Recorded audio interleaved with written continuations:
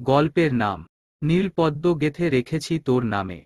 কলমে ইফা আহমেদ। গল্পের প্রথম পর্ব। অপূর্ব ভাই দেশে ফিরেছে, তাতে আমার কি মা।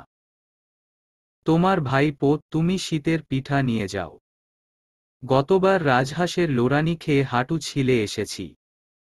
আমি আর হাঁটু ছিলতে ওই বাড়িতে যাব না, ব্যাস।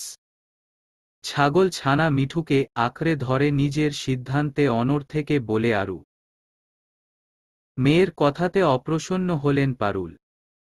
ক্রুদ্ধ দৃষ্টিতে তাকিয়ে থেকে পারুল ধমকে বললেন, অভদ্র মেয়ে, মায়ের কথা শুনছে না। আমি অভদ্র, তাই না?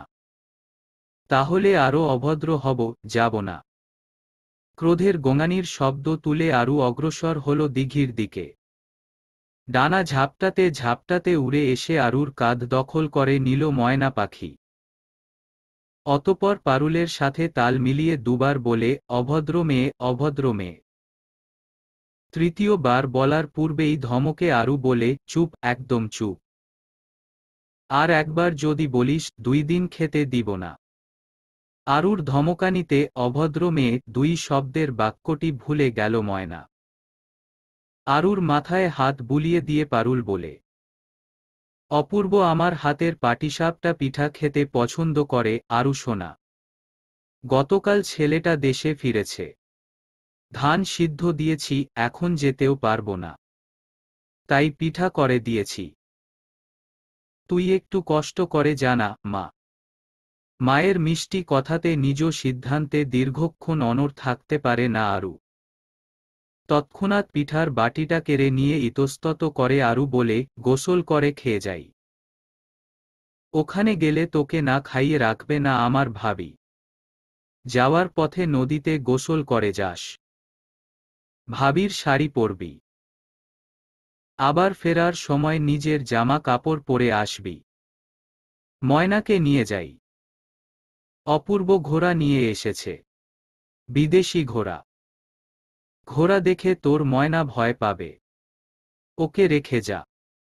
বলেই হাত মেলে ময়নাকে কাছে আসার জন্য ইঙ্গিত করল পারুল। অবিলম্বে পারুলের হাত গিয়ে দখল করল ময়না।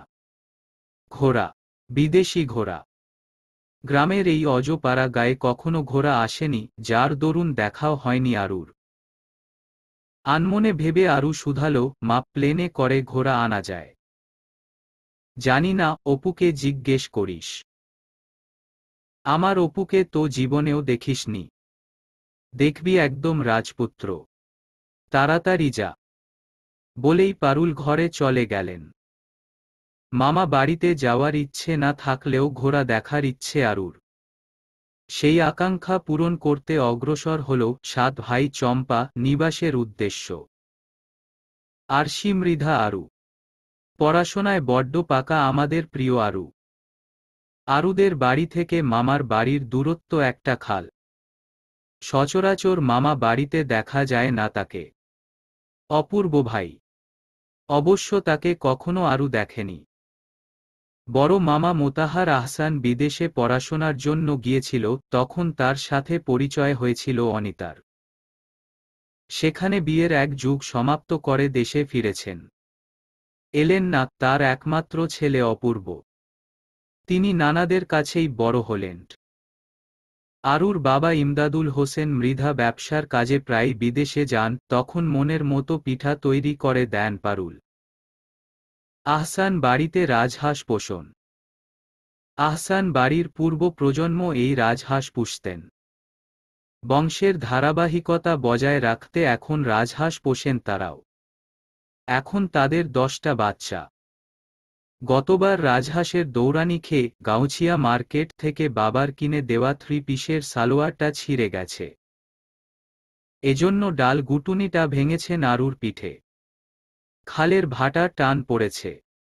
খাল সাঁতরে পিঠা নিয়ে উপস্থিত হল আহসান বাড়ির দোরগোড়ায়। ভেজা থাকায় দিঘির দক্ষিণের প্রবেশদ্বার দিয়ে বাড়িতে প্রবেশ করল আরু। ঢাকনা খুলে একবার পরখ করে নিল পিঠাগুলো। ঢাকনা যুক্ত বিধায় বাটি ভিজলেও পিঠাগুলো ভিজল না। পুনরায় ঢাকনা বন্ধ করতে ভুলে গেল। 1 2 3 4 এমনি করে বছরগুলো পেরিয়ে গান ধরতে ধরতে ভেজা আরু পৌঁছে গেল মামার বাড়িতে। দিঘির পারে ঘাসের উপর চেয়ারে লুঙ্গি পরিহিতা এক পুরুষ রোদ পোহাচ্ছে। তাকে দেখামাত্র আরুর হৃৎপিণ্ডের গতি বৃদ্ধি পেল। সিল্ক চুলগুলো রোদ্দুরে লালচে দেখাচ্ছে। বিদেশি বলে। চাপ দাড়ির মাঝে টোল পড়া গালের হাসিটা তীরের মতো বিঁধল বুকে। প্রথমবার দেখা সেই পুরুষটি আরুর হৃদয়ে জায়গা করে নিল। ভারসাম্য হারিয়ে ফেলতে গিয়েও যথাসম্ভব সামলে নিল নিজেকে। আচমকা শ্রবণ হল রাজহাঁসের কর্কর কণ্ঠস্বর। রাজহাঁসের বাচ্চার উপর পা দিয়েছে সে। অতি দ্রুত সরে এলো। বাচ্চারা মায়ের কাছে ছুটে গেল। কর কর করে আরুর নামে বিচার দিল। অতপর মা রাজহাঁসটা ছুটে এলো দ্রুত গতিতে। দুহাতে বাটিটা আঁকড়ে ধরে দিল দৌড়। ঝুনঝুন ঝুনঝুন ঝুনঝুন। নূপুরের ঝুনঝুন করা শব্দে অপূর্ব ফিরে তাকায় পেছনে। আকাশী রঙের ভেজা ফ্রক পরা একটি মেয়ে রাজহাঁসের থেকে বাঁচতে ছুটে চলেছে। ফর্সা পায়ে বেশ লাগছে নূপুরটি। ইউকে বসবাসরত অবস্থা নূপুর পরিহিত কোনো নারীকে দেখেনি অপূর্ব। তবে গ্রামে সব মেয়েরা এই নূপুর পরে। হালকা রঙের ভেজা পোশাক আটসাট হয়ে দেহের ভাঁজ প্রকট করছে। মেয়েটির ফিগার দেখে অপূর্বর তাকে কিশোরী মনে হলেও তার পোশাক আশাক নিতান্তই বাচ্চা। হাতেও রূপার বালা, তাতেও ঝুনঝুন করছে, গলাতে রূপার চেইন, নাক কান এমনকি মধ্য নাকেও রয়েছে রূপার নথ। হাতে বাটি। ভিখারিরা রূপা ব্যবহার করে। অপূর্বর অশান্ত মন আরুকে ভিখারি ভেবে নিল। অপূর্বর ভাবনার মাঝে ঈষৎ দূরে জমানো গোবরের স্তূপে গিয়ে পড়ল আরু। হাতে পিঠা পুলি গুলো পড়ল গোবরে। হাত পা মুখ ও ভেজা পোশাকে গোবরে যেন পদ্মফুল আরু। আরুর গোবর রূপ দেখে স্বয়ং রাজহাঁস ভয়ে ডানা ঝাপটাতে ঝাপটাতে ছুটে গেল। পরক্ষণে ছিচ কাঁদুনে আরু কেঁদে উঠল। শরীরে গোবরের গন্ধে গা গুলিয়ে উঠছে তার। বাটি নিয়ে এগিয়ে গেল। চেয়ারম্যান বাড়ির ছেলে দেশে ফিরেছে বলে মোতাহার আহসান চাল ডাল বিলিয়েছে। অপূর্ব উচ্চস্বরে বলে, মা, ভিখারি এসেছে। সকালের মতো এনাকেও দুমুঠো চাল দাও। হাত থেকে গোবরে ভর্তি বাটিটা নিচে পড়ল আরুর। ভুবন কাঁপানো চিৎকার দিয়ে বলে, বড় মামি। অনিতা চালের বাটি সমেত হাজির হলেন বটে। তবে বাকিরা সবাই আরুর চিৎকারে উপস্থিত হল। লাঠিতে ঠুক ঠুক শব্দ করে নানি জান এলো। অনিতা বলেন, আরু তুই? আশেপাশে তাকিয়ে অপু ভিখারি কোথায়? আরু বিস্মিত দৃষ্টিতে তাকাল। নানা বাড়ির সবচেয়ে আকর্ষণীয় ও সুদর্শন পুরুষটি আমার এই অপূর্ব ভাই। অপূর্ব হাই তুলে বলে। সামনে গোবর ভর্তি বাটি নিয়ে দাঁড়িয়ে থাকা ভিখারিকে দেখতে পারছো না, মা? খাবার আর টাকার অভাবে গোবর বাটিতে নিয়ে দাঁড়িয়ে আছে। নানি জান হেসে ফেললেন। বললেন, পাগলি মেয়ে। তা তোকে তো স্বপ্নেও আমাদের বাড়িতে পাওয়া যায় না। হঠাৎ এলি যে? আমি নিজের কাছে নিজে প্রতিজ্ঞা করেছি, এই বাড়িতে যতদিন রাজহাঁস থাকবে ততদিন আমি এই বাড়িতে পা রাখব না। কিন্তু তোমার মেয়ে জোর করে এই বাড়িতে পাঠিয়েছে, আমি মন থেকে মোটেও আসিনি। আর এই ছেলেটা বলছে আমি নাকি ভিখারি। ক্রন্দনরত অবস্থায় বলে না ঝরা চোখের পানি মুছে নিল আরু। অপূর্ব নাকে হাত দিয়ে দুর্গন্ধ দূর করার প্রচেষ্টা করছে। অনিতা বলে, ও আরু, তোর ফুফুর একমাত্র মেয়ে। ফুফির সেই ফাজিল মেয়েটি। নির্বিকার ভঙ্গিতে কথাটা বলে সম্মুখে আসা চুলগুলো পেছনে ঠেলে দিল অপূর্ব। আরু পরপর দুই একবার ডানে বামে মাথা নামিয়ে নাকচ করতে চাইলেও নাকচ করতে সে পারল না। সত্যিটা সত্যিই রয়ে গেল। স্তম্ভিত হয়ে ডাগর ডাগর চোখে তাকিয়ে থাকা ছাড়া আর কিছু আরু করে উঠতে পারল না। বিব্রত পরিস্থিতি তুর শেফালি ও তিস্তা হাজির হল। তুর আনন্দে আত্মহারা হয়ে বলে, এই আরু, তবে তুই এলি। অপূর্ব ভাই ঘোড়া এনেছে, দেখলে আয়। কয়েক মুহূর্তের জন্য ঘোড়া নামক প্রাণীটার নাম আরুর মস্তিষ্ক থেকে কাট হয়ে গিয়েছিল। পুনরায় মস্তিষ্কে যুক্ত হতেই লাফিয়ে উঠল আরু, চল, দেখে আসি। মা তো আমাকে ঘোড়ার লোভ দেখিয়ে পিঠা পাঠিয়েছেন। আরু দুকদম এগিয়ে যেতেই পেছনে থেকে বাহু টেনে ধরল অপূর্ব। ৪৫ ডিগ্রি ঘুরিয়ে ঈষৎ নিকটে এনে রুদ্র গলায় বলে, এই নোংরা অবস্থায় আমার ঘোড়ার কাছে যাবি না।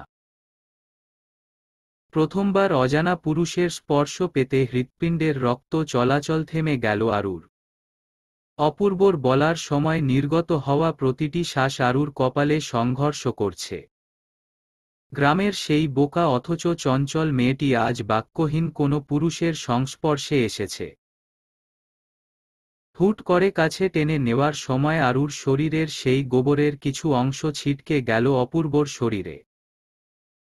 ডান হাত দিয়ে শক্ত করে চেপে রাখা আরুর হাতটা সে ছাড়ল না, বরং বিশ্রী গন্ধ থেকে পুনরায় নাককে বাঁচাতে চেপে ধরল নাক। ক্রুব্ধ কণ্ঠে বলে, দিলি তো আমাকে নোংরা করে। ইচ্ছে করছে গোবরের ভেতরে নিয়ে ডুবিয়ে রাখি। আপনি টান দিলেন বলেই তো। তাছাড়া সব দোষ আপনাদের হাঁসের। হাঁসকে নিয়ে ডুবিয়ে রাখুন গোবরে, বললেই হল। নাম তো আরু। আরু আর গরু সমানই। তোকে গরু মনে করে হাঁসে দৌড়ানি দিয়েছে। তোর জন্য আমাকে আবার গোসল করতে হবে। আমার গোসলের সব পানি তুই কল চেপে তুলে দিবি, বললেই হল। যাব না, দৃঢ় গলায় আরু। দেখা যাবে। বলতে বলতে অগ্রসর হল কলতলার দিকে। হাতে টান পড়ার দরুন আরুও এগিয়ে চলেছে সঙ্গে।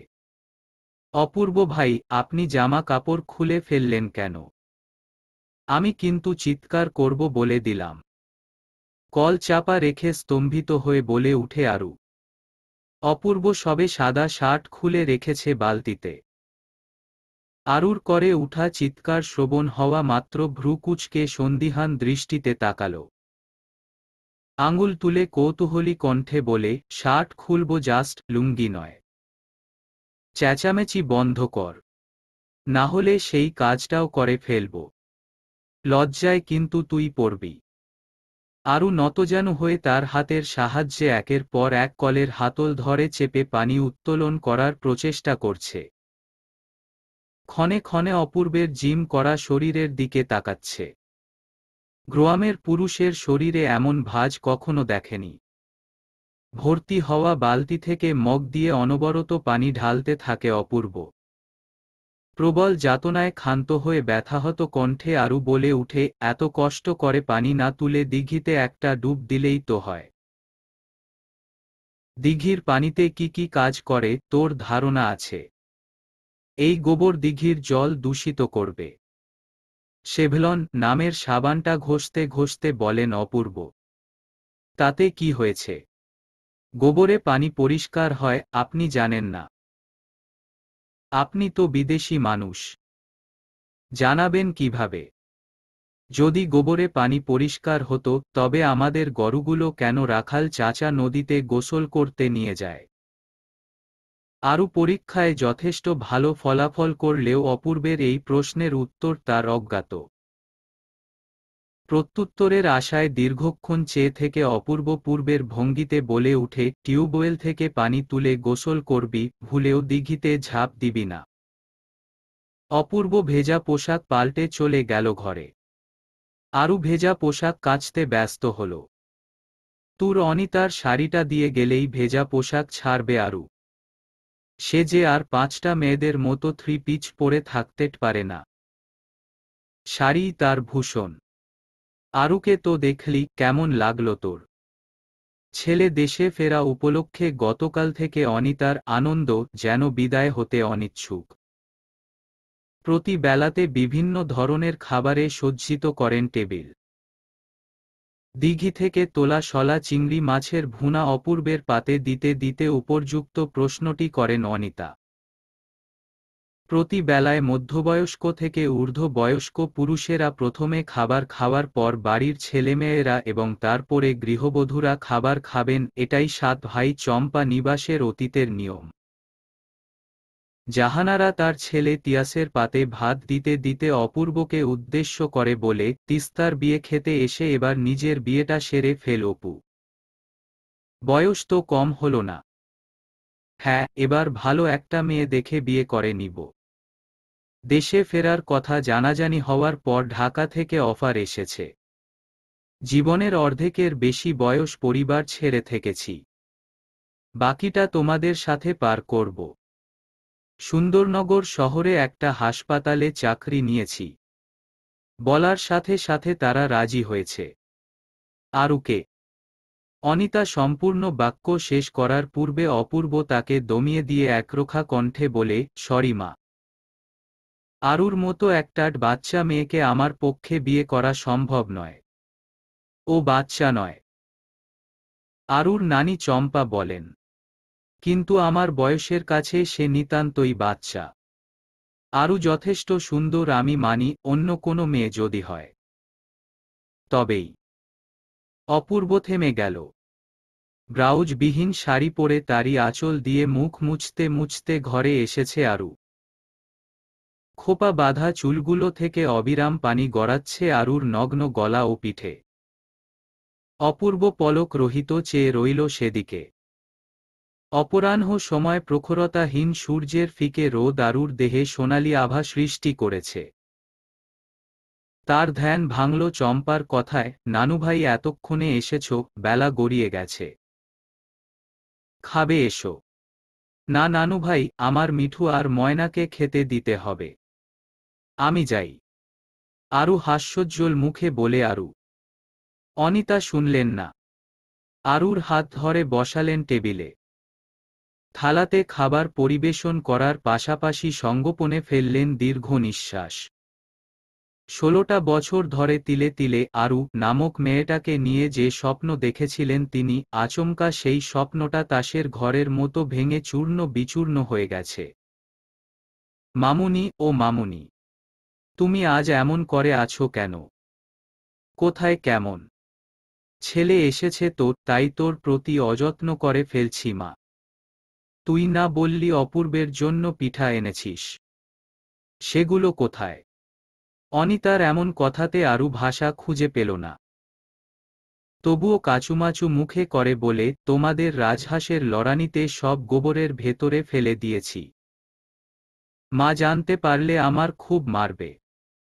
আমরা না বললে জানবে কিভাবে? হ্যাঁ, আমি ফোন করে বলল, পিঠাতে চিনি হয়নি। আরেকবার করে দাও ননদিনী। অপুর পিঠা খাওয়াও হবে। তোর দোষও হবে না। জাহানারা বললেন। দীর্ঘক্ষণ জমিয়ে রাখা ভয়ের ছাপ উধাও হয়ে যায় এক নিমিষে। আরু হেসে উঠে। অপূর্ব ভ্রু কুঁচকে বলে, ফুফুকে আমি মিথ্যা বলতে পারবো না। আমি সোজাসুজি বলবো, ফুফি তুমি আরুকে জোর করে পাঠিয়েছ বলে সে পিঠাপুলি গোবরে ফেলে দিয়েছে। মামুনি, মিহি কণ্ঠে বলে অনিতার কোমর জড়িয়ে ধরে আরু। আরুর মাথায় হাত বুলিয়ে অভয় দিয়ে বলেন, অপু মেয়েটাকে আর বিরক্ত করিস না। আর শোন, তোরা খেয়ে সবকিছু গুছিয়ে রাখিস। আমি উঠলাম। ভালো লাগছে না। অতি সাবধানে পরিস্থিতি সামলে শোবার ঘরে চলে যায় অনিতা। বিছানায় এপাশ ওপাশ করছে অপূর্ব। কখনো বা বাতির সুইচ অফ অন করছে। তার নেত্রপল্লবে ঘুমেরা স্থগিত রেখেছে। পল্লব বন্ধ করলেই ভেসে উঠে আরুর সেই পিঠ ও গলার ছবি। ছটফট করতে করতে উঠে বসে অপূর্ব। অস্বাভাবিক কিছু নয় এটা, বরং স্বাভাবিক। মায়ের কথাতে বিগত বছরগুলোতে সে আরুকে ঘরনি করার স্বপ্নে মেতেছিল। প্রথমবার তাকে দেখে এমন অনুভূতি অস্বাভাবিক কিছু নয়।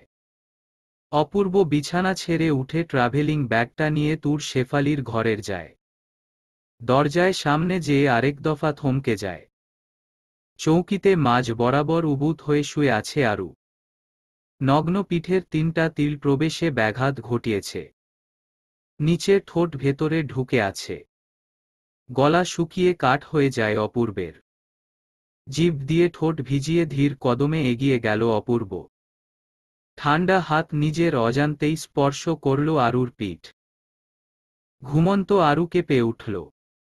তৎক্ষণাৎ প্রবেশ ঘটল তুরের। খোপা খুলে ছড়িয়ে যাওয়া চুল দিয়ে পিঠ ও পরিস্থিতি একসাথে সামলে নিল অপূর্ব।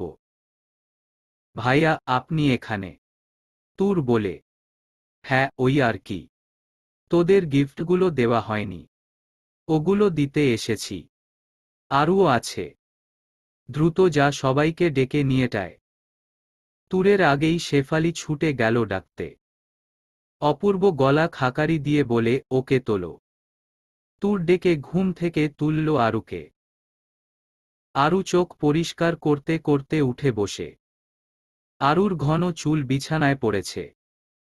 ঠাউর করা গেল না এই কোকড়ানো চুলগুলের দীর্ঘতা। মিনিট দুয়ের মধ্যে মহিলারা উপস্থিত হল কক্ষে। অপূর্ব চেইন খুলে গিফট দেওয়া শুরু করেছে। সবাইকে দেওয়া শেষ করে আরুর কাছে আসতেই নিশ্চুপ হয়ে গেল সে। ঘরণীর জন্য সে নীলপদ্ম গেঁথে রেখেছিল। সেই নীলপদ্ম আরুকে দিতে অনিচ্ছুক, তাই নিজের আরেক অতি প্রিয় বালু ঘড়িটা আরুর দিকে এগিয়ে দিয়ে বলে, এটা তোর জন্য এনেছি। ডাগর ডাগর চোখে বালু ঘড়িটাকে পর্যবেক্ষণ করে আর্স্ট কণ্ঠে বলে, অপূর্ব ভাই, বিদেশে এত কিছু থাকতে শুধু এই বালু ঘড়িটা কেন এনেছেন? আমার হাতঘড়ি আছে, এটা লাগবে না। বলে আরু থামতে না থামতেই ধরাম করে চর বসিয়ে দিল আরুর গালে। সেকেন্ড খানেকের জন্য স্থির হয়ে গেল সময়। ক্রুদ্ধ কণ্ঠে বলে উঠে অপূর্ব, বালু ঘড়ি দেখে নেবে না? কি স্বাদ! এটা বিজ্ঞানের আবিষ্কার। এর মূল্য জানিস তুই? উপরের প্যানেলে যে মিহি বালুগুলো দেখতে পাচ্ছিস, এগুলো নিচের প্যানেলে ভর্তি হবে। তারপরে এই দাগগুলো দিয়ে সময় পরিমাণ করা হবে। আমাকে এটা আমার স্যার দিয়েছিলেন। অপূর্বের কথা আরুর এক কান দিয়ে প্রবেশ করে অন্য কান দিয়ে বেরিয়ে যাচ্ছে। গালে হাত দিয়ে ক্রন্দনমুখ দৃষ্টিতে মাটির দিকে তাকিয়ে আছে আরু। চঞ্চল হলেও প্রায় অয়নের কারণে চর থাপ্পড় জোটে আরুর গালে। আর এক মুহূর্তও আরু এখানে থাকবে না। এই মাঝরাতে সে নদী সাঁতরে বাড়িতে চলে যাবে, এটা ভালোভাবে জানে সবাই। অনিতা আরুর হাত ধরে বলে, তাল না তোর খুব প্রিয়? সকালে গাছ থেকে দুটো তাল পড়েছে। কাল সকাল সকাল তালরুটি করে দিব। অপূর্বের টাইসনকে তো দেখলি না? চল, তোকে টাইসনকে দেখাচ্ছি। জাহানারা আরুকে ক্ষান্ত করতে বলে, টাইসনকে? প্রশ্নসূচক দৃষ্টি। অপূর্বের ঘোড়া। অনুদ্ধত কণ্ঠে বলে আরুর অন্য হাত ধরে নানি যান চম্পা। হাত ছাড়িয়ে উঠে দাঁড়ালো আরু। এক মুহূর্ত না নিয়ে গম্ভীর গলায় বলে, আমি এই বাড়িতে আর থাকব না। কখনো আসব না। মা যখন আসবে তখন শাড়িটা নিয়ে আসবে। রাগ করে না মা। অবদার, ওখানে ভূত থাকে, তুই গেলেই ঘাড় মোটকে দিবে আরু। অনিতা অনেকবার প্রচেষ্টা করেও আরুর মনে ভয় ঢুকাতে পারলেন না ঠিকই, কিন্তু অপূর্ব ভয় কাঁপছে। অনিতা বিতৃষ্ণা নিয়ে বলেন, দিলি তো মেয়েটাকে ভয় দেখিয়ে। এই রাতে আরু খাল সাঁতরে গেলে আপা কি মনে করবে? তুমি আমাকে যে ভয় দেখিয়েছ, বাইরে তাকাতেই আমার ভয় করছে। আবার আরু খাল সাঁতরে যাবে? অসম্ভব।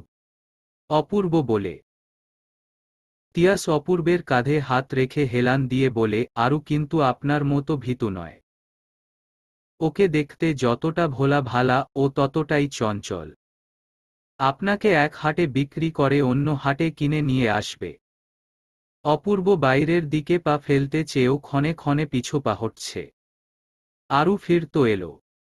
চঞ্চল পায়ে শুকাতে দেওয়া ফ্রকটা কাঁধে নিয়ে বেরিয়ে যাওয়ার প্রয়াস করতেই অপূর্ব টেনে ধরল আরুর বাহু। ব্যবহৃত মুঠোফোনের বাটন চেপে কল করে ফুফির ফোনে। অতপর বিনীত সুরে সালাম বিনিময় করে শুধালো, ফুফি, আমার জন্য এত পিঠা পাঠালে যে, ভাগেই পেলাম না। বহমান তেজটুকু অবিলম্বে নিস্তেজ হয়ে করুণ চোখে অপূর্বের দিকে তাকালো আরু। ঝুন ঝুন ঝুন শব্দ তুলে অপূর্বের মুখ চেপে কথা বলার স্বর বন্ধ করে দিল। ফোন সরিয়ে হাতটা নামিয়ে অপূর্ব বলে, চুপচাপ ঘুমিয়ে পড়, কাল সকালে সবাই একসাথে যাব। আমার কথার অন্যথা হলে ফুফিকে বলে দিব তুই পিঠা ইচ্ছাকৃতভাবে ফেলে দিয়েছিস। আরু জবাব না দিয়ে শিথিলভাবে ডায়ে বায়ে মাথা নেড়ে বিছানায় শুয়ে পড়ে। মাকে সে প্রচণ্ড ভয় পায়। চারপাশে ঘন কুয়াশাতে দূরের বস্তু ঝাপসাও দেখা বিরল। মোরগ সকাল চিনতে ভুল করল না। ডেকে উঠল। আরু বিছানা ছেড়ে উঠল। প্রতিদিন সকালে ময়না আরুর ঘুম ভাঙায়, অতপর মিঠুকে নিয়ে যায় খেতে ঘাস খাওয়াতে। আজ ভিন্ন। আহসান বাড়ির সামনে বড় একটা নিমগাছ। আরু বের হয়ে সর্বপ্রথম গাছের ডাল ভেঙে দাঁত মাজতে মাজতে দিঘির দিকে অগ্রসর হল। সারিবদ্ধ নারিকেল গাছের গোড়ায় আসনের ভঙ্গিতে কিন্তু পায়ের টাকুনু উপরে তুলে অপূর্ব চোখ বন্ধ করে আছে। বৃদ্ধা ও মধ্যমা আঙুল হাঁটুর উপরে। ধ্যানে মগ্ন সে। এই সকালে অপূর্বকে দিঘির পারে দেখে আরু ছুটে গেল কাছে। নূপুরের ঝুনঝুন শব্দ অপূর্বের ধ্যানে বিঘ্ন ঘটিয়েছে বহু আগে। অপূর্ব ভাই বলেও যখন পল্লব মেলাতে পারল না, তখন ধাক্কা দিল কাঁধে। অবিলম্বে তাকালো অপূর্ব। রক্তিম চোখজোড়া উদাসীন হয়ে আছে।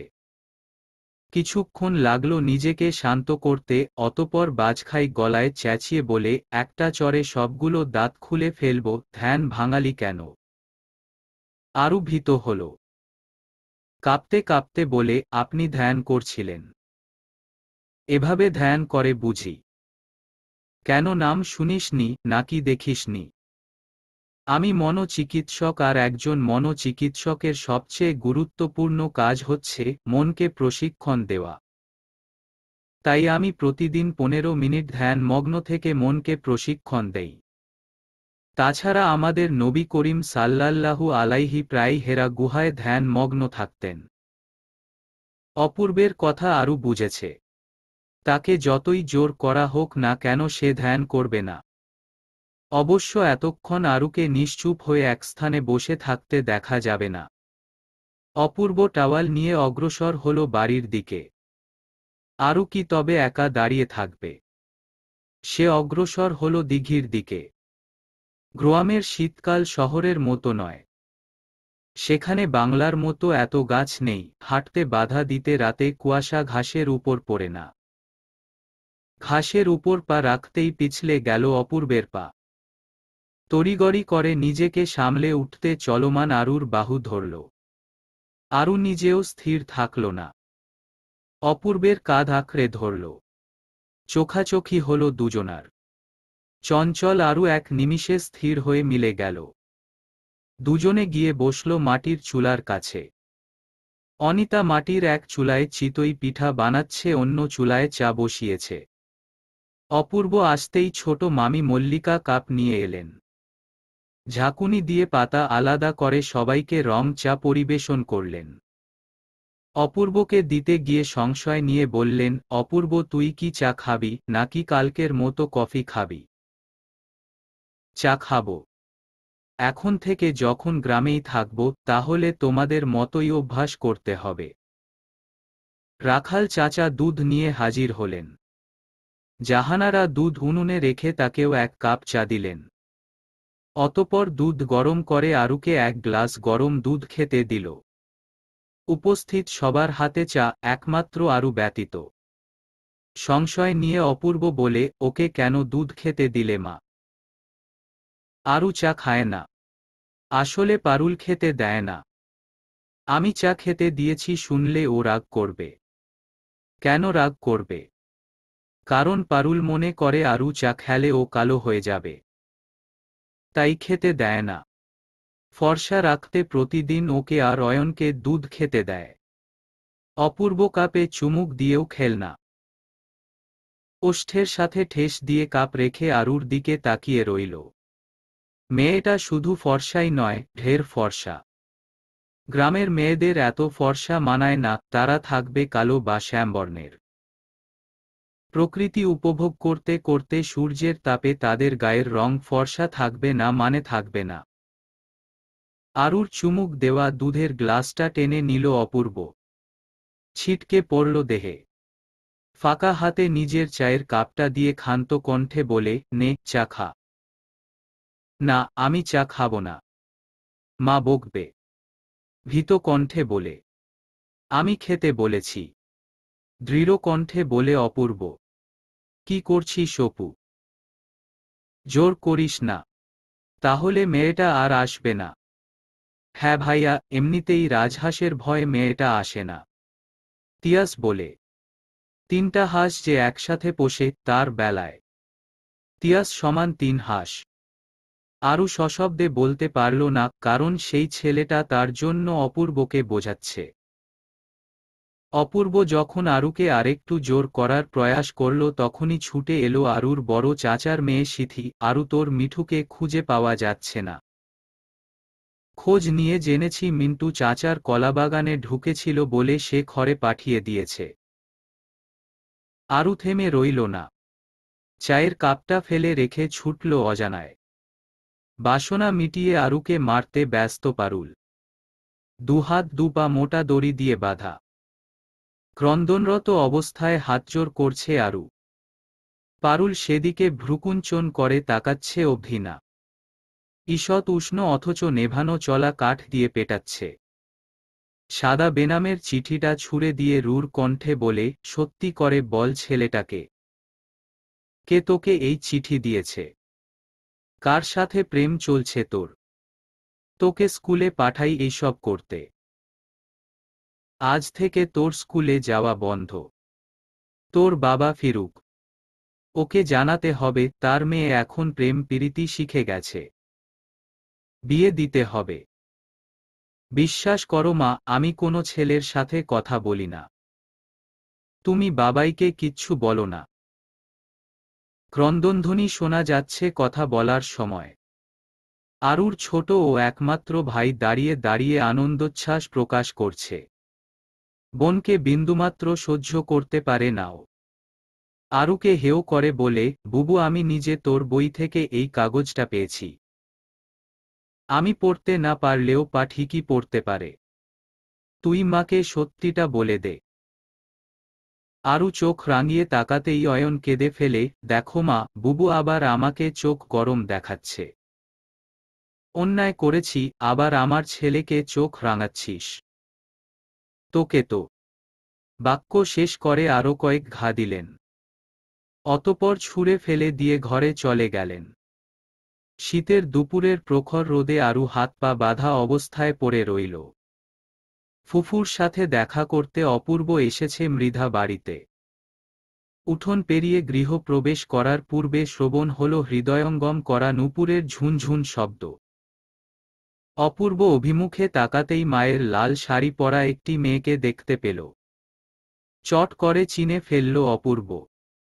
দ্রুতগতির ছুটে গেল আরুর আছে। মাটি থেকে তুলে উত্তেজিত হয়ে জিজ্ঞেস করে, কি হয়েছে আরু, এভাবে মাটিতে শুয়ে আছিস কেন? গলায় কথা দলা পাকিয়ে রয়েছে। হেঁচকি তুলতে তুলতে অপূর্বর বুকে মাথা রেখে নিঃশব্দে কেঁদে চলেছে আরু।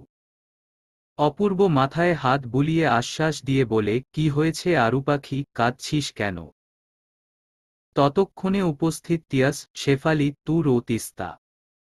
তিস্তা এগিয়ে গিয়ে বলে, কি হয়েছে আরু, তোকে হাত পা বেঁধে রেখেছে কে? বলতে বলতে বাঁধন খুলে দিল তিস্তা। প্রখর রোদে ফর্সা ধবধবে আরুর শরীর লালচে হয়ে গেছে।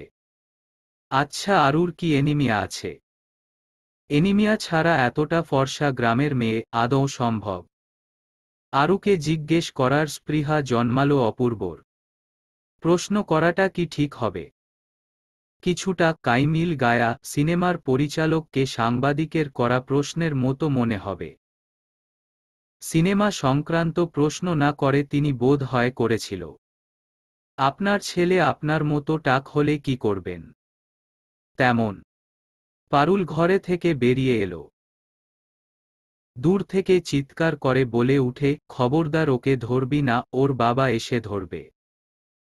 আরু তখনও অপূর্বর বুকে মাথা রেখে আছে। দ্রুত সে আরুকে কোলে নিয়ে ঘরের দিকে এগিয়ে যেতে যেতে বলে, নিজের মেয়েকে কেউ এভাবে মারে ফুফি? তোমার সাথে দেখা করতে এসে যা দেখলাম। মেয়ের যাতনায় এতক্ষণ বোধহীন ছিলেন পারুল। অপূর্বকে দেখে কিছুটা প্রশান্তি পেলেন।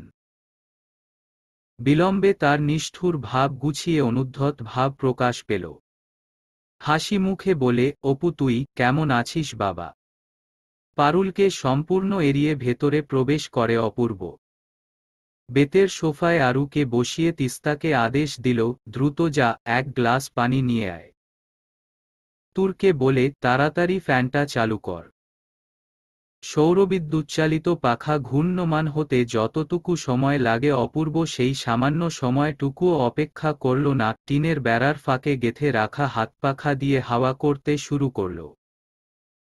অতপর কিছুটা তাচ্ছিল্য করে বলে, নানিকে কখনো তোমার শরীরে হাত তুলতে দেয়নি বাবা। আর তুমি কি না তার বোন হয়ে নিজের মেয়েকে উঠানে বেঁধে রেখে এভাবে মারছ ফুফি? তোমার কাছ থেকে এটা আশা করিনি।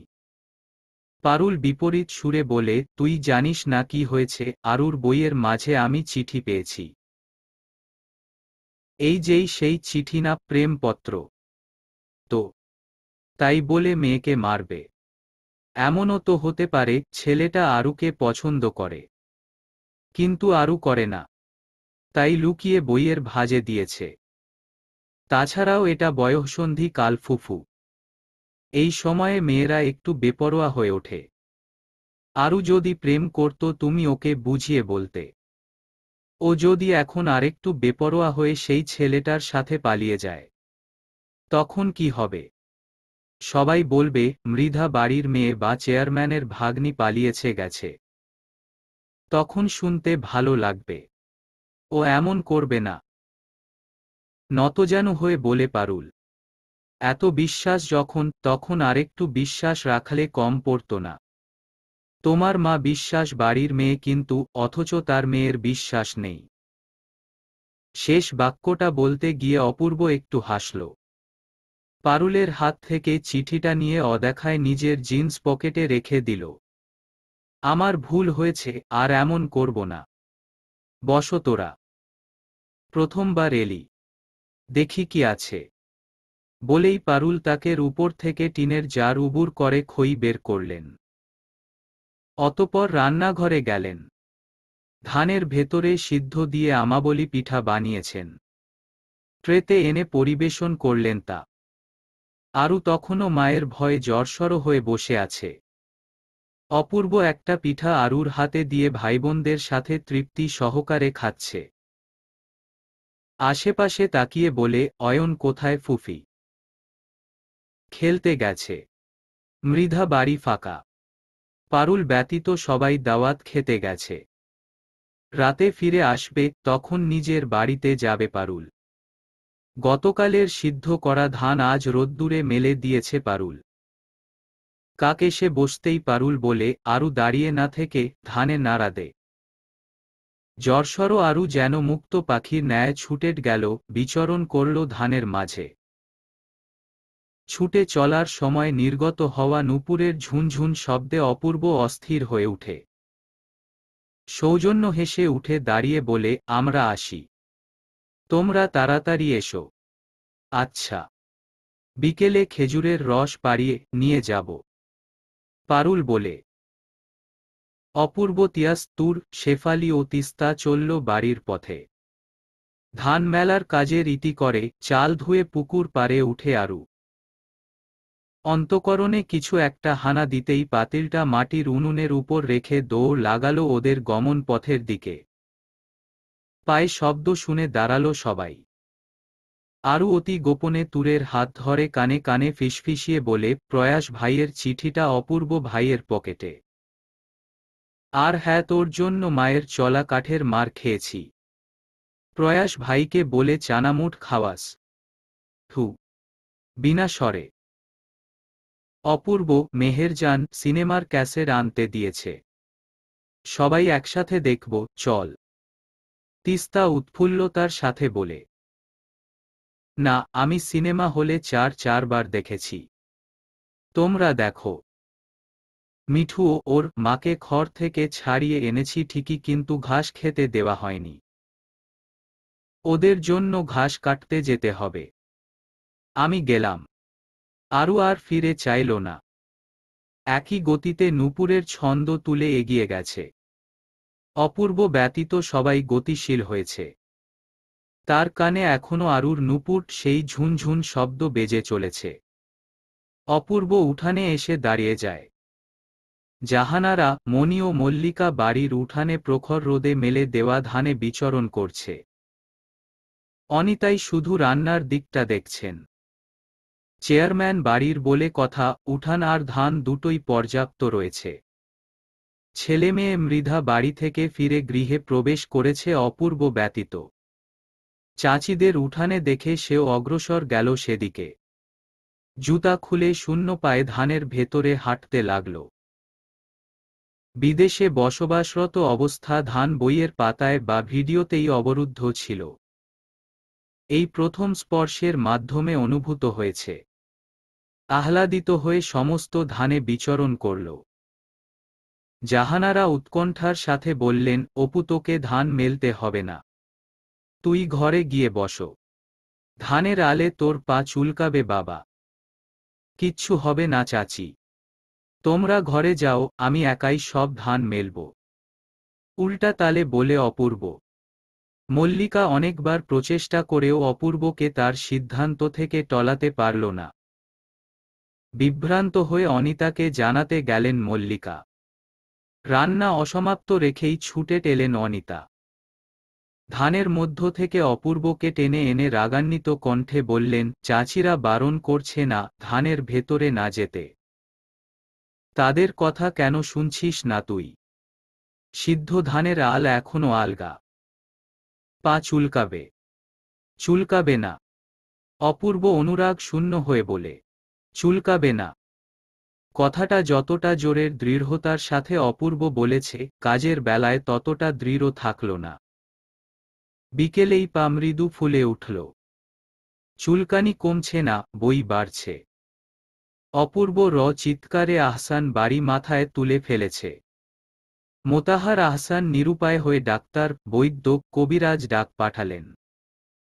বৈদ্য জড়িবুটি দিয়ে গেছে, অপূর্ব তা পায়ে লাগাতে নারাজ। বালতি ভর্তি পানিতে পা ভিজিয়ে বসে আছে সে, অথচ গ্রামের এই তীব্র ঠান্ডা থেকে বাঁচতে পরিধান করেছে উষ্ণ করার পোশাক। অন্যদিকে ছাগলের জন্য ঘাস কেটে স্তূপ করেছে আরু। খোপড়ে হাঁস মুরগি, গোয়ালে ছাগল রেখেছে। গাছ থেকে টাটকা খেজুরের রস নামিয়ে মায়ের জোড়া জুড়িতে আহসান বাড়িতে এসেছে আরু ও অয়ন। ভাইবোনেরা টিভিতে হাতিম দেখছে। আজ শুক্রবার বলেই হাতিম চলছে বিটিভিতে। সপ্তাহে মাত্র একদিন। আরু এসে তুরের পাশে বসে হাতিম দেখায় মন দিয়েছে। পারুল অপূর্ব অবস্থা জিজ্ঞেস করলে অনিতা ঠাট্টা করে বললেন সব। আরু অট্টহাসি দিয়ে বলে, এই সামান্য কারণে এই অবস্থা। মায়ের মারের ভয়ে আমি কত শিম খেতে লুকিয়েছিলাম। রাতে মা খুঁজে যখন বলতো, আয় আরু, মারব না, তখনই বের হতাম। উষ্ণ পানিতে গোসল করে সরিষার তেল দিতেই সব জ্বালা খতম। ফুফি, তোকে যা মারে তুই শিম খেতেই তো লুকাবি। তাছাড়া তোর হচ্ছে গন্ডারের চামড়া। শুধু শিম পাতার সাথে শরীর ঘেঁষা কেন? শিম পাতা যদি ঘষে ঘষে তোর শরীরে লাগাই, তবেও কিছু হবে না। আপনার মতো বিড়ালের চামড়া তো নয়। সবাই বলে মাঘের শীত বাঘের গায়ে। এখন দেখি তার ছোট ভাই বিড়ালের গায়ে। আমার শরীর যদি আপনার মতো হতো, তাহলে খেজুর গাছ থেকে রস নামাতে পারতাম না। স্কুল থেকে ফিরে মাঠে সারাদিন কাজ করতে পারতাম না। আপনি যাই বলুন, সবাই বলে নারীরা ননির পুতুল। এখন দেখছি পুরুষেরাও ননির পুতুল। গাছে ধান না হয়ে চাল হলে ভালো হতো। তাহলে অন্তত আমার এই অবস্থা হতো না। অপূর্বর কণ্ঠে স্পষ্ট অভিযোগ ছিল। ঘোড়া এনে নিজেকে তো হহুত রাজকুমার পৃথ্বীরাজ মনে করেন। কোনো এক রাজার কারণেই চাল থেকে ধান হয়েছে। আরুর ফিরতি তিরস্কারে অপূর্বর আসর জমে উঠল। উদ্দীপিত হয়ে বলে, কিভাবে? আমার দাদিজান বলেছে, এক রাজা অন্য রাজ্যে থেকে পেট পুরে ভোজন খেয়ে বাড়ি ফেরার পথে ধান গাছ দেখেন। ঘোড়া থেকে নেমে ধান গাছ থেকে কয়েকটা ধান ছিঁড়ে মুখে দেয়। সেই দুঃখে ধান আল্লাহর কাছে আবেদন করে তার উপরে ৭ প্রলেপ দেওয়া হোক, যাতে কেউ অপ্রয়োজনে খেতে না পারে। অবশ্য আমি ধানের তুষ চিরে খুলে কত খাই। হি হি হি বলে মন মাতানো হাসি উপহার দেয় আরু। ভেঙচি দিয়ে বলেই আরু রান্নাঘরের দিকে অগ্রসর হল। ভরা কলসির পানি পাতিলে নিয়ে আগুন ধরালো উনুনে। পানি ফুটন্ত গরমে টগবগ করে উঠতেই পাতা দেওয়ার সমাপ্তি ঘটালো আরু। অতপর লুচমি দিয়ে উত্তপ্ত পাতিল নিয়ে অপূর্ব ভিজিয়ে রাখা ঠান্ডা পানির বালতি ঢেলে দিল। অপূর্ব চমকিত হয়ে পা সরানো প্রয়াস করতেই দ্বিধান্বিত হয়ে উঠল আরু। পাতিল ফেলে অপূর্বর পা জোড়া উষ্ণ পানিতে চেপে ধরে রাখল। অধৈর্য হয়ে অপূর্ব চড়া গলায় বলে, আরু পা ছাড় বলছি। দ্রুত পা ছাড়। আপনার কি মনে হয় অপূর্ব ভাই আমি পা ছাড়ব?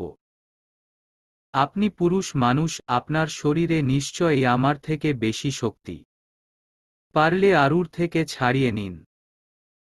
বলতে বলতে আরু লুফা দিয়ে অপূর্ব পা ঘষে ঘষে পরিষ্কার করতে পারল। অপূর্ব হাজার চেয়েও আরুর হাত থেকে নিজের ব্যথায় আক্রান্ত পা সরাতে পারল না। দাঁত খিচে আরুর নির্যাতন সহ্য করছে। উপস্থিত সবাই মিটমিট করে হেসে চলেছে। অনিতা জড়িবুটি নিয়ে এসে বলে, আরু এটাও একটু দিয়ে দে। অপূর্বর প্রথমে ভালো না লাগলেও পরে লাগে। ঠান্ডা হ্রাস পাচ্ছে যে। হাতের কাজ শেষ করে খেজুরের রস গ্লাসে ঢেলে নিয়ে এলো আরু। অপূর্বর দিকে এগিয়ে দিয়ে বলে, এটা খেলে ঠান্ডা কমে যাবে। খেয়ে নিন। বাঁশ বাগানের মাথার উপর চাঁদ উঠেছে ওই, মাগো আমার শোল বলা তিস্তা দিদি কই। পূর্ণিমার থালার মতো চাঁদের আড়াল থেকে বাঁচতে তিস্তা ও সুজন বাঁশঝাড়ের সাহায্য নিয়েছে। বাঁশের সাথে হেলান দিয়ে বুকে হাত গুজে মাটির দিকে চেয়ে আছে তিস্তা। সুজন অনবরত তিস্তার অভিমান ভাঙানোর চেষ্টা করছে। কানে হাত দিয়ে বলে, তিস্তা আপনি কিন্তু অহেতুক রাগ করে আছেন। আপনি ভালোভাবেই জানেন আমার বাবা নেই। আমি ছাড়া মায়ের কেউ নেই। আমাকে যেতেই হতো। তিস্তার নয়ন অশ্রুতে পরিপূর্ণ হল। কাদো কাদো গলায় বলে, আপনি সবসময় এমন করেন। আমি কি একবারও বলেছি আপনার মায়ের কাছে যাবেন না? আপনি কেন্ট আমাকে বলে গেলেন না। জানেন আপনার জন্য কত অপেক্ষা করেছি। সারাদিন পর রাতে জানি আপনি বাড়িতে গেছেন। এটা নতুন কি প্রতি বৃহস্পতিবার আমি বাড়িতে যাই, শুক্রবার সন্ধ্যায় ফিরে আসি। গতকাল যাওয়ার সময় আপনাকে দেখিনি তাই বলে যেতে পারিনি। সরি। বলেই তিস্তায় হাত ধরল সুজন। অভিমানে হাত ছাড়িয়ে নিল তিস্তা। সুজন স্থির থাকল না, এলোমেলো চুলগুলো কানের পেছনে গুজে দিয়ে ফিসফিস করে বলে, আমার ব্যক্তিগত নদী তিস্তা। তুমি সেই তিস্তা নদী, এই সুজন মাঝি যেখানে রোজ রোজ নৌকা ভাসায়। তিস্তা মৃদু হাসল। হাতের ভাঁজে লুকিয়ে রাখা চিঠিটা অতি সাবধানে সুজনের হাতে গুজে দিয়ে ছুটল। আরু বালতির পানি ফেলে দিতে এসেছে। ভরা বালতি সমেত দাঁড়িয়ে লজিং মাস্টার সুজন ও তিস্তার কথা শুনেছে। তিস্তা কাছাকাছি আসতেই পানিগুলো ফেলে দিল। খানিক চমকিত হয়ে তিস্তা তাকিয়ে বলে, ওদিকে ফেলতে পারলি না, একটুট হলেই তো ভিজে যেতাম। তুমি তো বাঁশ বাগানে ছিলে। এমনভাবে দৌড়ে চলে আসলে ভাবলাম সাম্পানওয়ালা তোমাকে লোরানি দিয়েছে। আরু দুষ্টুমি করে বলে। বিভ্রান্ত হয়ে তিস্তা বলে, আরু তুই কিন্তু কাউকে কিছু বলবি না। তা বলবো না, কিন্তু এত সহজে তোমার মেনে নেওয়া উচিত হয়নি। ছেলেদের একটু নাকে দড়ি দিয়ে ঘুরাতে হয়, জানো না বুঝি? না হলে আবার সুযোগ পেয়ে মাথায় উঠে বাদরের মতো নাচবে। ভাব নিয়ে বলে আরু। তিস্তা গাল টেনে চলে যেতে যেতে বলে, পাকা বুড়ি একটা। তিস্তাকে একটু খেপাতে আরু বলে, ওরে শামপানওয়ালা, তুই আমারে করলি দিওয়ানা। তুই আমারে করলি দিওয়ানা রে শামপানওয়ালা। অপূর্ব ভাই, মেয়েদের ছবি দেখাতে ঘটক এসেছে। মামি ডাকছে আপনাকে। বলতে বলতে অপূর্বের কক্ষে প্রবেশ করল আরু। একই গতিতে বিরতি না দিয়ে আরু ফিরতি পা বাড়ালে অপূর্ব থামিয়ে দিল, দাঁড়া, একসাথে যাই। মধু খেয়ে ঠান্ডা অনেকটা নিয়ন্ত্রণে এসেছে অপূর্বের। এজন্য হলেও আরুকে ছোট করে ধন্যবাদ দেওয়া দরকার। চাদর জড়িয়ে একসাথে বৈঠকখানায় গেল আরু ও অপূর্ব। অনিতা দীর্ঘ নিঃশ্বাস ত্যাগ করলেন। ঘটক তার আনা পাত্রীর প্রশংসায় পঞ্চমুখ। সাজিয়ে দেওয়ার খাবার মুখে তুলতে তুলতে বলে, আমার কাছে খাসা পাত্রী আছে, চেয়ারম্যান বাড়ির ছেলের বিয়ে বলে কথা। ৯৯ খান ছবি আছে। ৯৯ এর পর ১০০ নাম্বার পাত্রী আমাদের আরু। অন্যমনস্ক হয়ে বলে ফেলেন অনিতা। আচমকা সবাই তাকাল। পরিস্থিতি সামলাতে বলেন, আপনি ছবিগুলো দিন। ঘটক ছবি দেখানো শুরু করল। প্রতিটা ছবির মেয়েকে একনজর দেখে আরুকে দেখে অপূর্ব। তার প্রণয়ী হৃদয় আরুর প্রতিচ্ছবির সন্ধান চাইছে। ৯৯ খানার মাঝে একখানা ছবি পছন্দ করা হল। সেই খানা রেখে দিল। ঘটক আহ্লাদিত হয়ে বলে, তারাও চেয়ারম্যান। আমি কথা বলে রাখব। পরশুদিনই আপনারা মেয়ে দেখতে যেতে পারবেন। পরশুদিন কেন? কালকেই যাব। ছেলের বয়স বাড়ছে। আর দেরি করা যাবে না। অনিতা বলেন। ঘটক সায় দেয়, ঠিক আছে। তবে বিয়ের সময় আমাকে টাকা পয়সা যা দেন দিয়েন। সাথে একটা ছাতা দিয়েন। ঘটকের এই অবদান নতুন নয়। নতুন ঘটকালি করতে গেলে ছাতা নিয়ে শুরু করে আহ্লাদ। ঘটক পান খেয়ে বিদায় হলেন। আরু পান বানাতে বসল। সবাইকে দিয়ে অপূর্বকে উদ্দেশ্য করে বলে, অপূর্ব ভাই, পান খাবেন? সংশয়ের বশবর্তী হয়ে বলতে বলতে নানি জানের পানের ডালা থেকে মস্ত বড় একটা পান নিয়ে নিল আরু। প্রয়োজনের তুলনায় অধিক জর্দা দিয়ে পান বানিয়ে মুখে দিল আরু। চম্পা তেরে এসে ছিনিয়ে নিলেন পানের ডানা। রাগান্বিত হয়ে বলেন, তুই কি গরু হয়ে চাস আরু? পান খেলে পড়াশোনা হয় না। অপূর্ব আপাদমস্তক চোখ বুলিয়ে নিল আরুর। পান চিবুকে আরুকে বেশ উচ্ছ্বাসিত দেখাচ্ছে। বিদেশে অবস্থানরত সময়ে সিগারেট টেনে যতটা প্রফুল্লচিত্তে দীপ্ত থাকত অপূর্ব, ততটা গ্রামে এসে হুক্কা ছাড়া কিছু ছোটে না তার। জর্দা নেশার মতো কাজ করে বলেই নারীরা একটি পানে সারাদিন অভুক্ত থাকতে প্রস্তুত। উদ্ভাসিত হয়ে শুধালো, আরও বেশি জর্দা দিয়ে মন মাতানো একটা পান বানিয়ে দে। ব্যাস, নির্বাককে চম্পা পানের ডালা দিয়ে দিল। আরও ঢের জর্দা দিয়ে পান বানালো, অপূর্ব তা গ্রহণ করতে নারাজ। আধ কৌটা জর্দা পানে ঢেলে মুখে দিল। উপস্থিত সবাই কৃতকর্তব্যবিমূঢ়। বিলম্বে ঝালে হাঁসফাঁস করে কিঞ্চিৎ ব্যবধান করে ওষ্ঠদ্বয়। পৃথক অংশ ছেড়ে লাল রস যেন প্লাবিত হয়ে নিচে গড়িয়ে পড়ছে। অতপর চিৎকার করে উঠে অপূর্ব, ঝাল! জিভ দিয়ে ঠেলে বাইরে ফেলে দিয়েছে পানের চর্বণ করা অংশ। সামান্য আগে খেজুরের রস পান করেছে, এখন যুক্ত হয়েছে পান। হঠাৎ করে অপূর্ব মনে হল, পৃথিবী সূর্যকে ছেড়ে অপূর্বকে কেন্দ্র করে ঘুরছে। ভ্রু স্ফুরিত করে বলে, কি পান খাওয়াইলি মোরে! একদম নেশা ধরাইলি! অপূর্ব নিজেকে সামলে রাখতে ব্যর্থ হয়ে বমি করে দিল। আরু বরাবর নিচে থাকার দরুন সরাসরি আরুর দেহে পতিত হল। আরু নাক চেপে বাজখাই গলায় বলে দিলেন, তো আমার 3 পিচ নষ্ট করে গাও ছুঁয়া যায় সেই মার্কেট থেকে বাবাই আমাকে এই জামাটা এনে দিয়েছে। দেব টেনে এক চড়, তুই তো অপুকে পান সেধেছিলি। বেশ করেছে। যেই শাড়িটা এনেছিলি ওটাই পাল্টে নে। মায়ের ধমকে আরু তুবড়ে গেছে।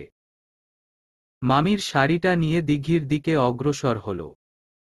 কিছুক্ষণ পর দিঘির পানিতে শব্দ হল। আরু এই ঠান্ডাতে আবার দিঘিতে নেমেছে।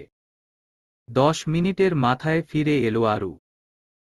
মাথা ঘোরার মাঝে আরুকে বেসামাল অবস্থায় দেখে অপূর্ব এবার কিছু দেখতে পারল না।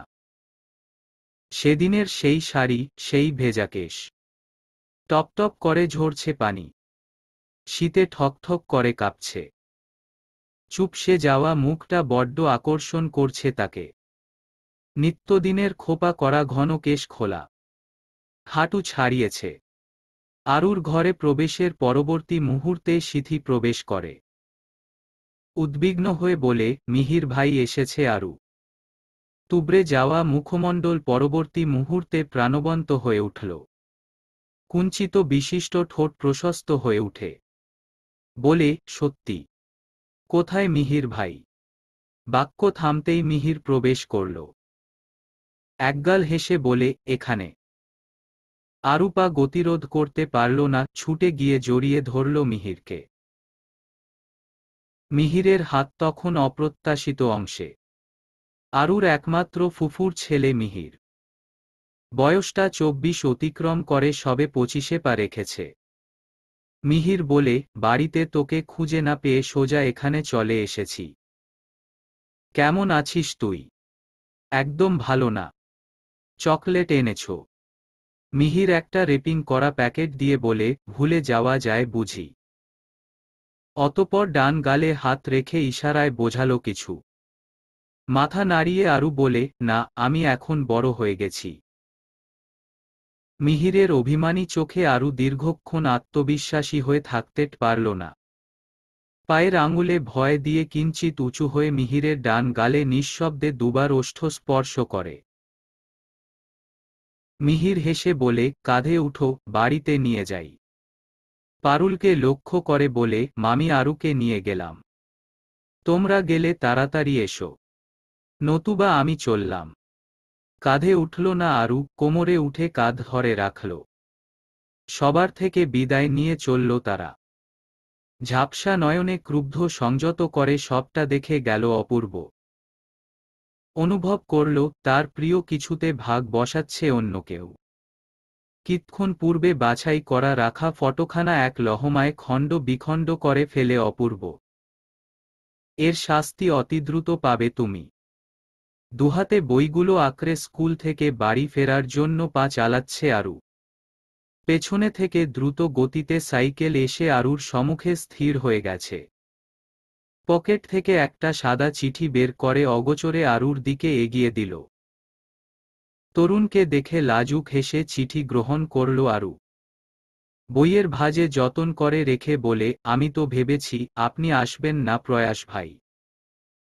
না এসে উপায় আছে। আসতে হলো তোমার জন্য। আমার জন্য ফুফি শাশুড়ির অনেক মার খেয়েছ শুনলাম। নাও তোমার জন্য ঝুড়ি ভাজা আর কিছু জড়িবুটি নিয়ে এসেছি। খেয়ে নিও। আর ধন্যবাদ। একটা প্যাকেট বিশেষ করে আরুর জন্য এনেছে। গ্রহণ করতে না চাইলেও আরু গ্রহণ করে। পরক্ষণে সাইকেলের গতি বাড়িয়ে আরুকে অতিক্রম করে চলে গেল প্রয়াস। সময় 4:10। গতকাল আরু বাড়িতে ফেরেনি। মামা বাড়িতে রাত্রিযাপন করেছে। স্কুল ফ্রকটা রেখে যাওয়ার দরুন বিশৃঙ্খলার সম্মুখীন হতে হয়নি তাকে। আজ অপূর্বের জন্য মেয়ে দেখতে যাবে, তাই তুর শেফালি স্কুলে আসেনি। তালগাছ তলায় কালাচান সাঙ্গ পাঙ্গ নিয়ে আড্ডা দিচ্ছে। যাতায়াতের সময় প্রায় আরুকে উত্ত্যক্ত করে। আরুকে দেখে এগিয়ে এলো কয়েক পা। শ্রীহীন দৃষ্টিতে তাকিয়ে খপ করে আরুর হাত ধরে। গর্হিত কণ্ঠে বলে, আরু আমি তোমার জন্য পাক্কা 1 ঘন্টা 10 মিনিট দাঁড়িয়ে আছি। এত দেরিতে কেন এলে? ওই ছেলেটার কাছে থেকে চিঠি নিলে কেন? নিজের হাতের দিকে ফ্যালফ্যাল দৃষ্টিতে চেয়ে রইল আরু। এই অজপাড়া গায়ে মেয়েরা শৌখিন না হোক ফেলনা নয়। আরু, আমি তোমার জন্য পাক্কা 1 ঘন্টা 10 মিনিট দাঁড়িয়ে আছি। এত দেরিতে কেন এলে? ওই ছেলেটার কাছ থেকে চিঠি নিলে কেন? গর্হিত কণ্ঠে বলে কালাচান। নিজের হাতের দিকে ফ্যালফ্যাল দৃষ্টিতে চেয়ে রইল আরু। এই অজপাড়া গায়ে মেয়েরা শৌখিন না হোক ফেলনা নয়। কালাচাঁদকে সম্পূর্ণ উপেক্ষা করে পাশ কাটিয়ে যাওয়ার জন্য অগ্রসর হল। আরু পারল না, কালাচান আটকে দিল পথ। আরুর সাথী তন্নি অগ্নি দৃষ্টি নিক্ষেপ করে বলে, তোরে না কয়দিন কইছি কালাচান, একদম আরুর পিছে লাগবি না। আরু ওর মামারে বললে তোর মতো কালাচান মাটির নিচে যে মাইকটা চান হয়ে যাবে। তন্নি, তুই আমার আর গোলাপি সুন্দরীর মাঝে আসবি না। অতপর মোলায়েম কণ্ঠে বলে, আরু বিশ্বাস করো, আমি তোমারে মেলা ভালোবাসি। তুমি আমারে গ্রহণ কইরা লও। আমি বিয়ে করব, সিনেমার নায়ক। সবাই বলে আমি অনেক সুন্দর। আমি সুন্দর হয়ে তোকে কেন বিয়ে করব? আমি বিয়ে করব সুদর্শন পুরুষকে। বিদ্রূপ করে বলে আরু। ক্ষান্ত করার প্রচেষ্টা করে কালাচান বলে, দেখো গোলাপি, সাদা কালো বিপরীত। সাদা আছে বলেই কালোকে সবাই তাচ্ছিল্য করে। কালো আছে বলেই সাদার এত কদর। তুমি আমারে বিয়ে করলে সবাই বলবে কালার ঘরে চান আইছে। আমার কালাচান নাম সার্থক হবে। রাখো তোর কালাচান, রাতে আকাশ থাকে অন্ধকার। এই অন্ধকার আকাশে কালাচানকে দেখাই যাবে না। আমি সাদা চান ও বিয়ে করব না। আমি বিয়ে করব সূর্যকে। সূর্য 8 মিনিট 19 সেকেন্ডে পৃথিবীতে আলোকিত করে দেয়। যখন সে আমার ব্যক্তিগত সূর্য হবে তখন আলো আসতে কোনো সময় লাগবে না। আরুর এরূপ কথাতে ক্ষেপে গেল কালাচান। আরুর হাতটা আরেকটু চেপে ধরল। শহরের মেয়েদের স্পর্শ করা যতটা সহজভাবে নেওয়া সম্ভব, গ্রামের মেয়েদের ক্ষেত্রে সম্পূর্ণ বিপরীত। আরুর চোখ জলে পূর্ণ হয়ে এলো। ক্রোধে ফোঁস করে বলে, কালাচানের বাচ্চা, তোর সাহস হয় কিভাবে আমাকে স্পর্শ করার? তুই আমার অপূর্ব ভাইকে চিনিস না। সিনেমার হিরোদের মতো ভাঁজ কাটা তার দেহ। এক ঘুষিতে তোকে কালাচান থেকে চ্যাপাচান করে দিবে। আরুর চেঁচানো শুনে ভীত কালাচান হাত ছেড়ে দৌড়ে পালালো। কালাচানের স্পর্শ করা হাত ঘষতে ঘষতে রক্তিম করে ফেলল আরু। লোকে জানলে বলবে পরপুরুষ আরুকে ছুঁয়েছে। উন্মাদ হয়ে হেঁটে চলেছে আরু। তন্নি আরুকে থামানোর চেষ্টা করে। 4 রাস্তার মোড়ে এসে আলাদা পথ ধরে তন্নি, বইখাতা আঁকড়ে ধরে মামা বাড়ির পথ ধরে আরু। অপূর্বেকে সে টাকা দিয়ে ভাড়া করে কালাচানকে পিটুনি খাওয়াবে। টগবগ টগবগ টগবগ করে ঘোড়ার পিঠে চড়ে অপূর্ব ছুটে আসে। আরুকে উদাসীন হয়ে হেঁটে যেতে দেখে বিস্মিত হল অপূর্ব।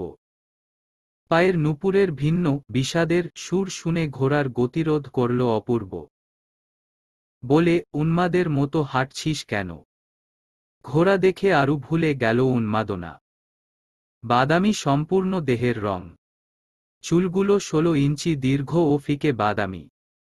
লেজ 24 ইঞ্চি লম্বা ও সম্পূর্ণ লেজ চুল দ্বারা আবৃত। অপূর্বের সামনে শেফালি বসে আছে। আরুকে দেখে শেফালি উদ্বিগ্ন হয়ে বলে, জানিস আরু, অপূর্ব ভাই আমাদের সবাইকে ঘোড়ায় চড়িয়েছে। টগবগ টগবগ করে চলছে ঘোড়া। কি মজা! মজা শব্দটা শোনার পর স্পৃহা জাগল ঘোড়ার পিঠে চড়ার। আরু যদি আহসান বাড়ির মেয়ে হতো তবে অনায়াসে সেই অবদান করতে পারত।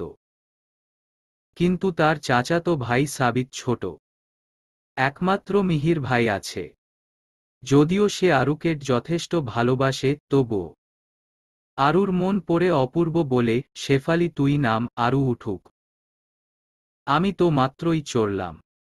আরেকটু থাকি। আবদার তার।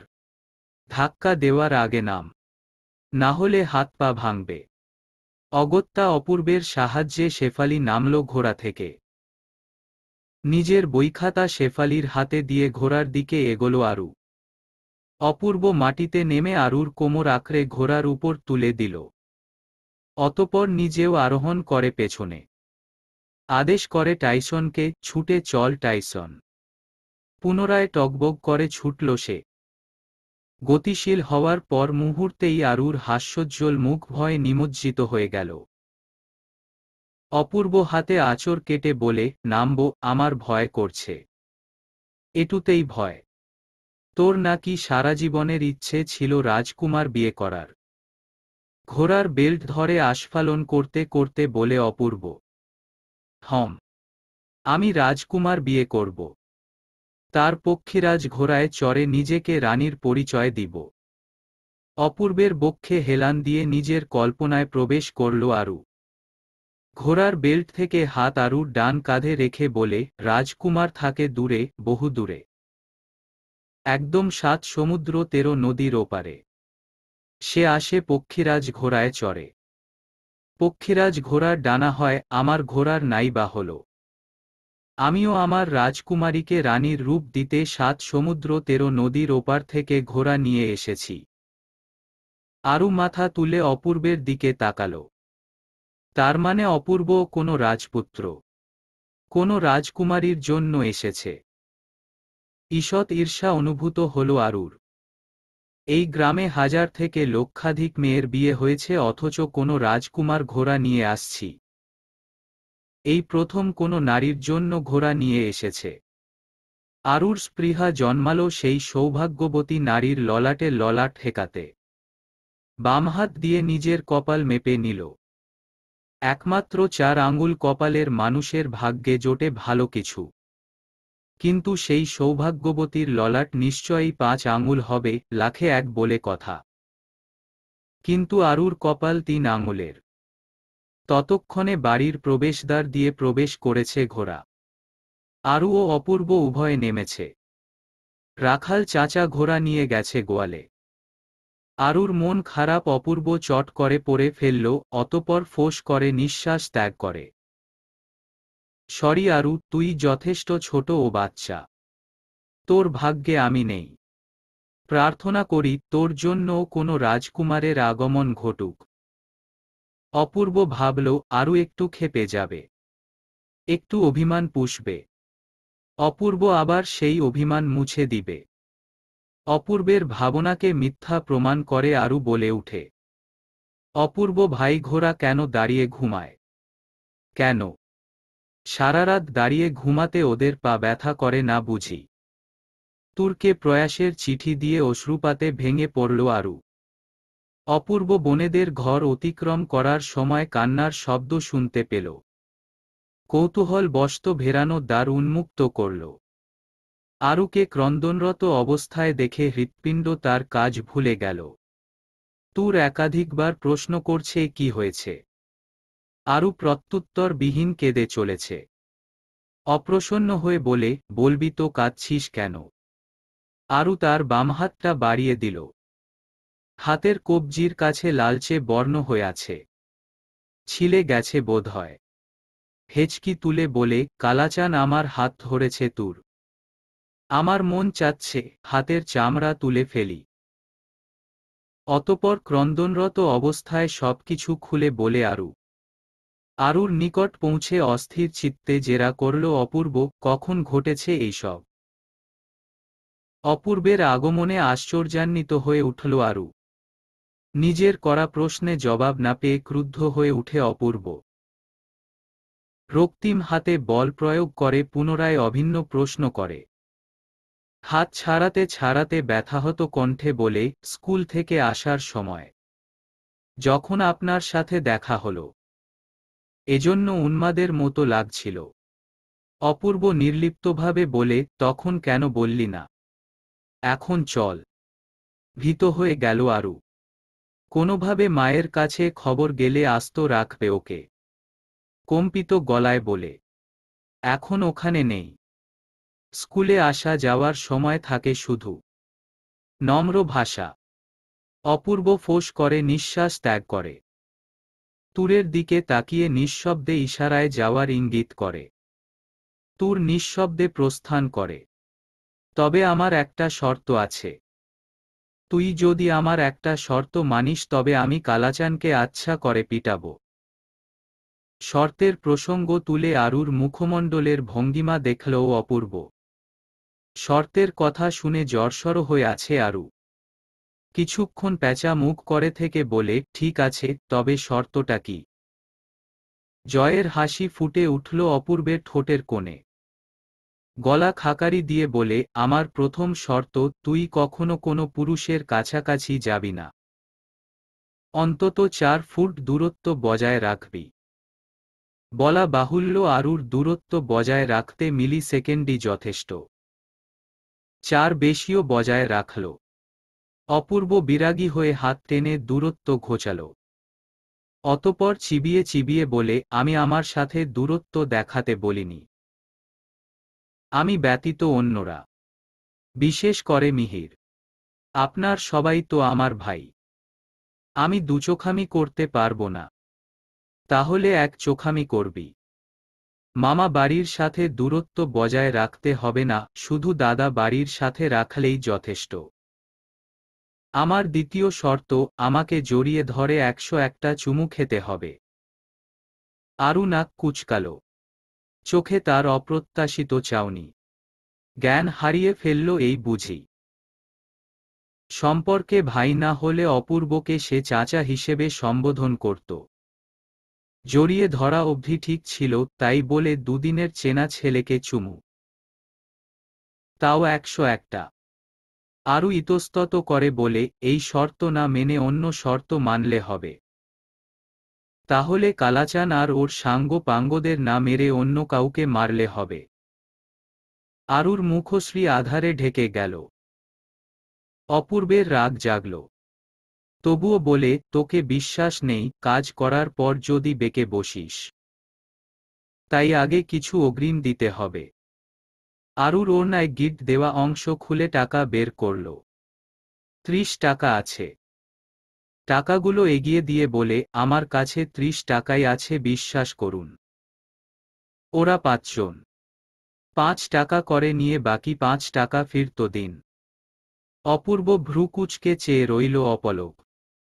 আরু পুনরায় বলে, ফিরত দিতে হবে না। প্রয়োজনে আপনি আমার সব টাকা নিয়ে যান। টাকার বিনিময়ে মারুন। তবুও অন্য কাউকে দেখ, আমার যা লাগবে আমি বলে দিয়েছি। বলেই অপূর্ব অগ্রসর হল। আরুর দীর্ঘক্ষণ ভেবে অপূর্ব হাত ধরে বলে, এমন করছেন কেন?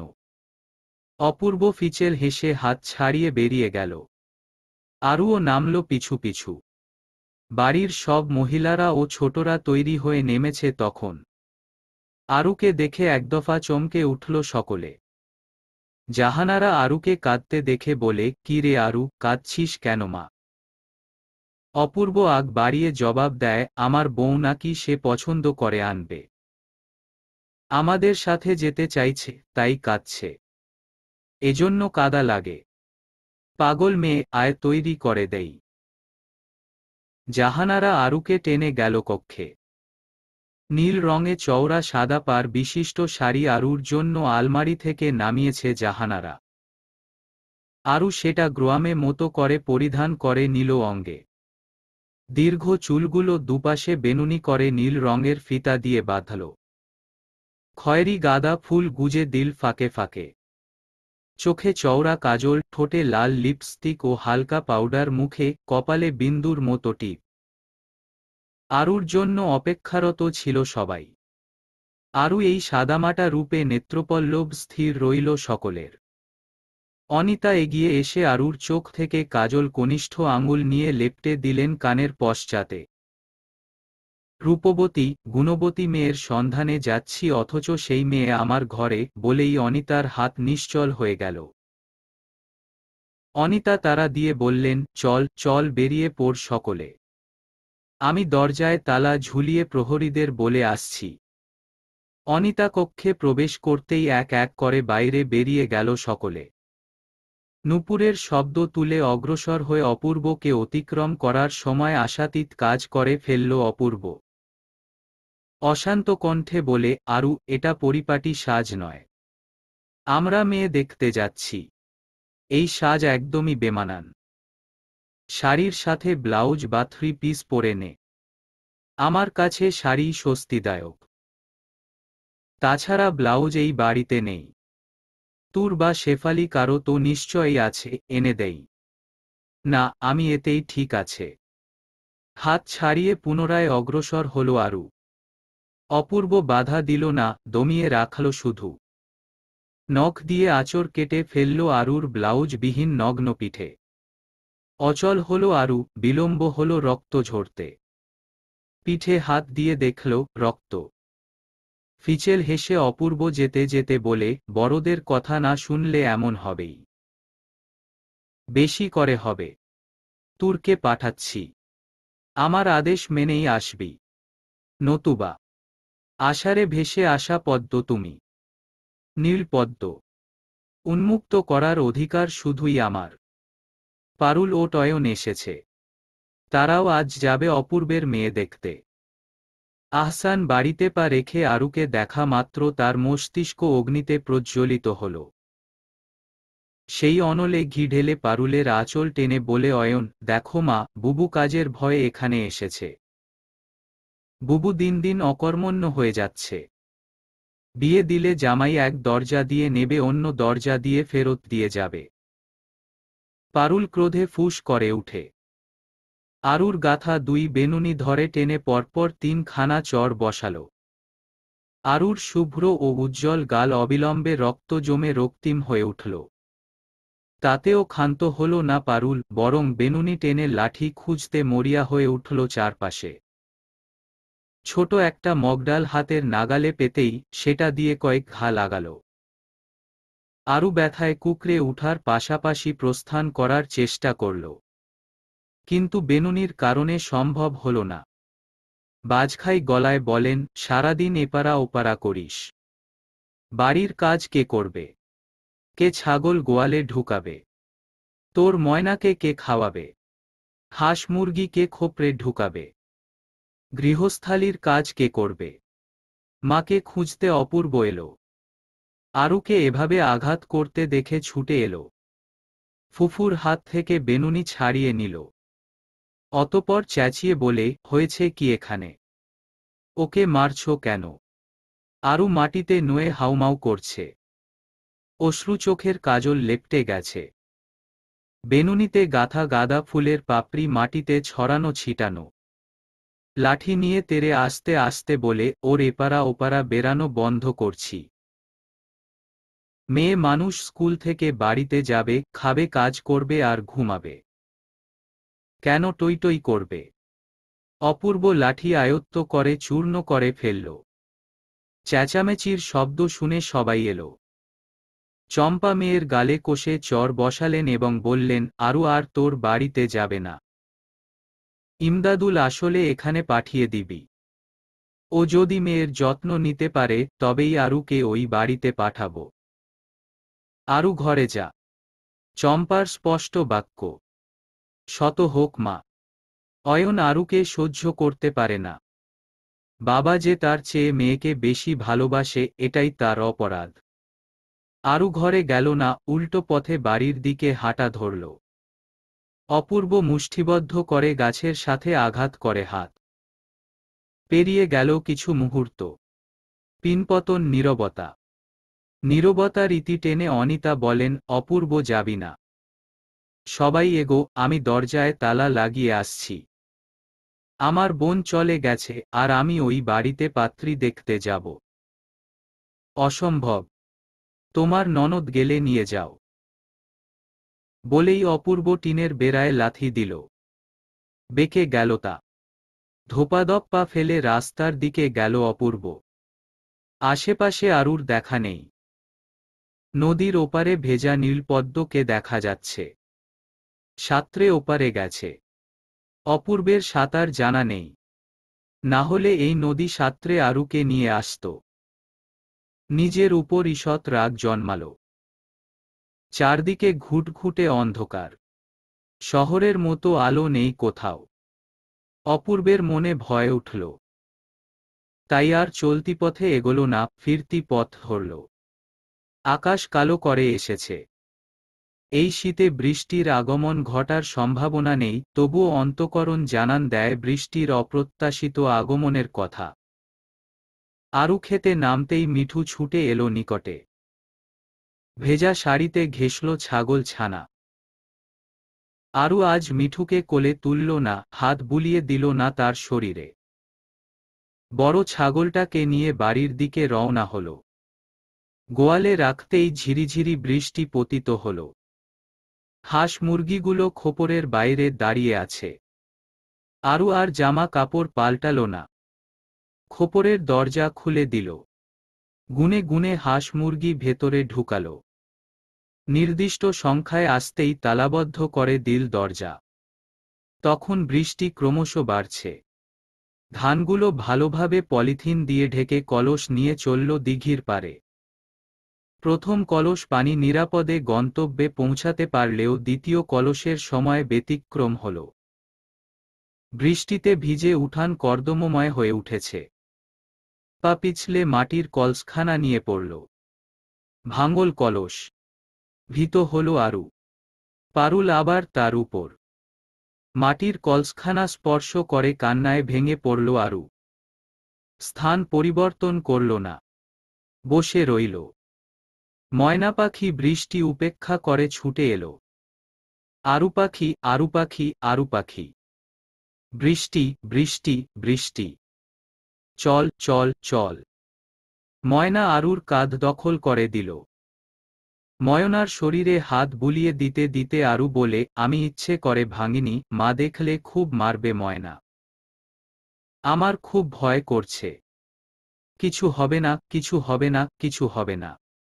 ময়না তিনবার আওড়াল। অয়ন ও পারুল বৃষ্টি মাথায় নিয়ে এসেছে।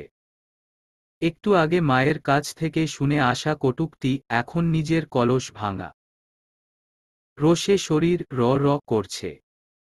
শাড়িটা ঈষৎ উঁচু করে এগিয়ে গেলেন।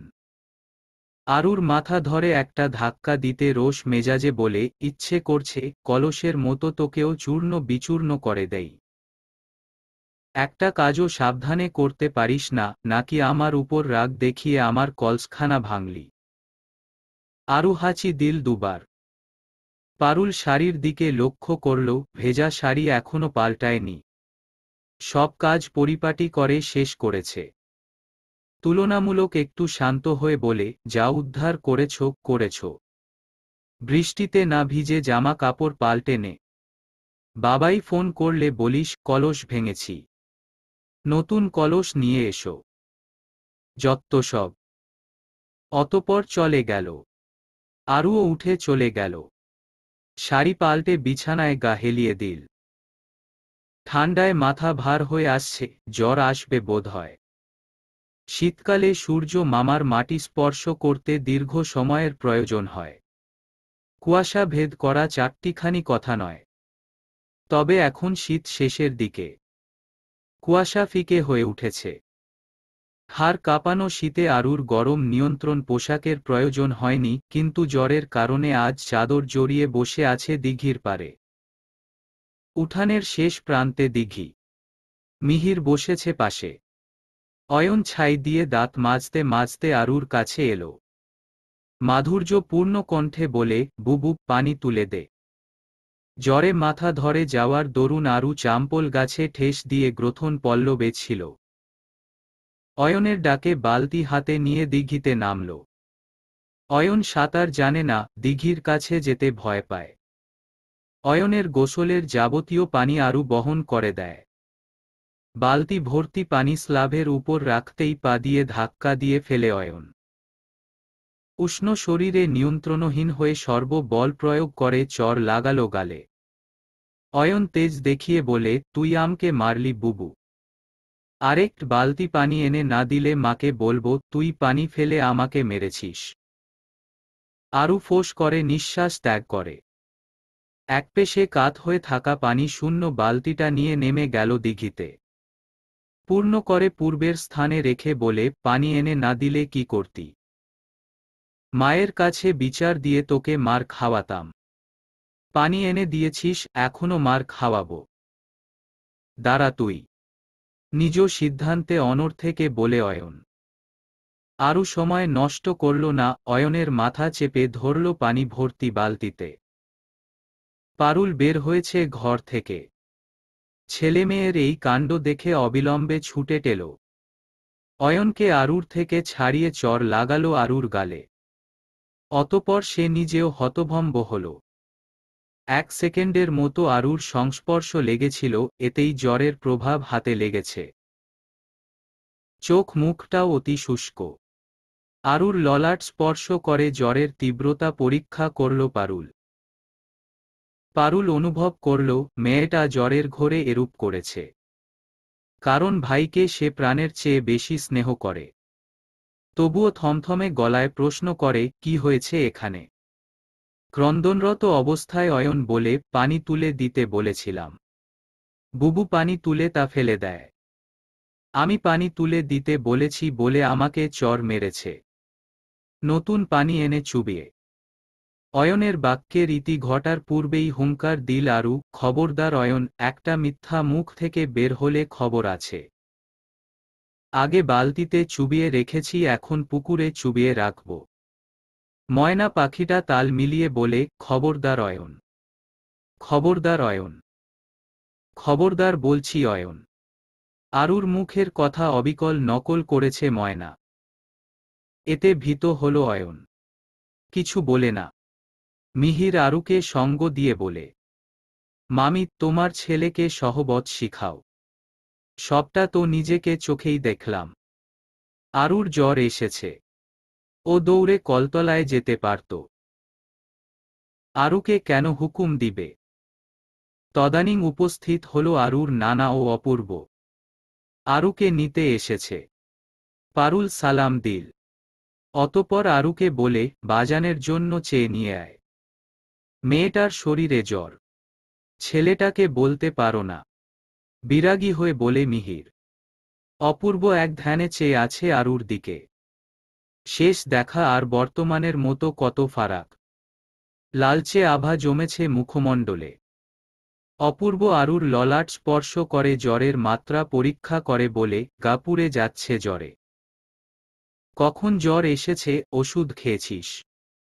অপূর্বের প্রশ্নের প্রত্যুত্তর না করে ফিরতি প্রশ্ন করে, একটু অপেক্ষা করবেন? আমি চেয়ার নিয়ে আসছি। অপূর্ব আরুকে যেতে দিল না। নিজে গেল দাদা জানের জন্য চেয়ার আনতে।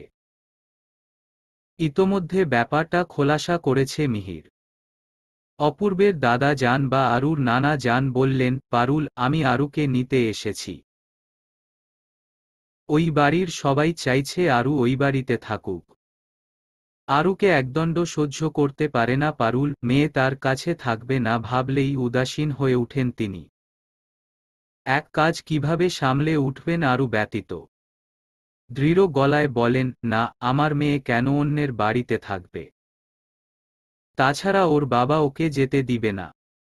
অপূর্ব চেয়ার এনে দিতে দাদা জান আয়েশ করে গ্রহণ করলেন।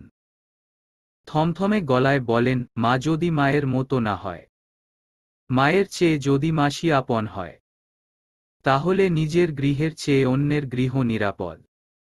আমি ইমদাদের সাথে কথা বলেছি। আমার উপরে ওর কোনো কথা থাকতে পারে না নিশ্চয়ই।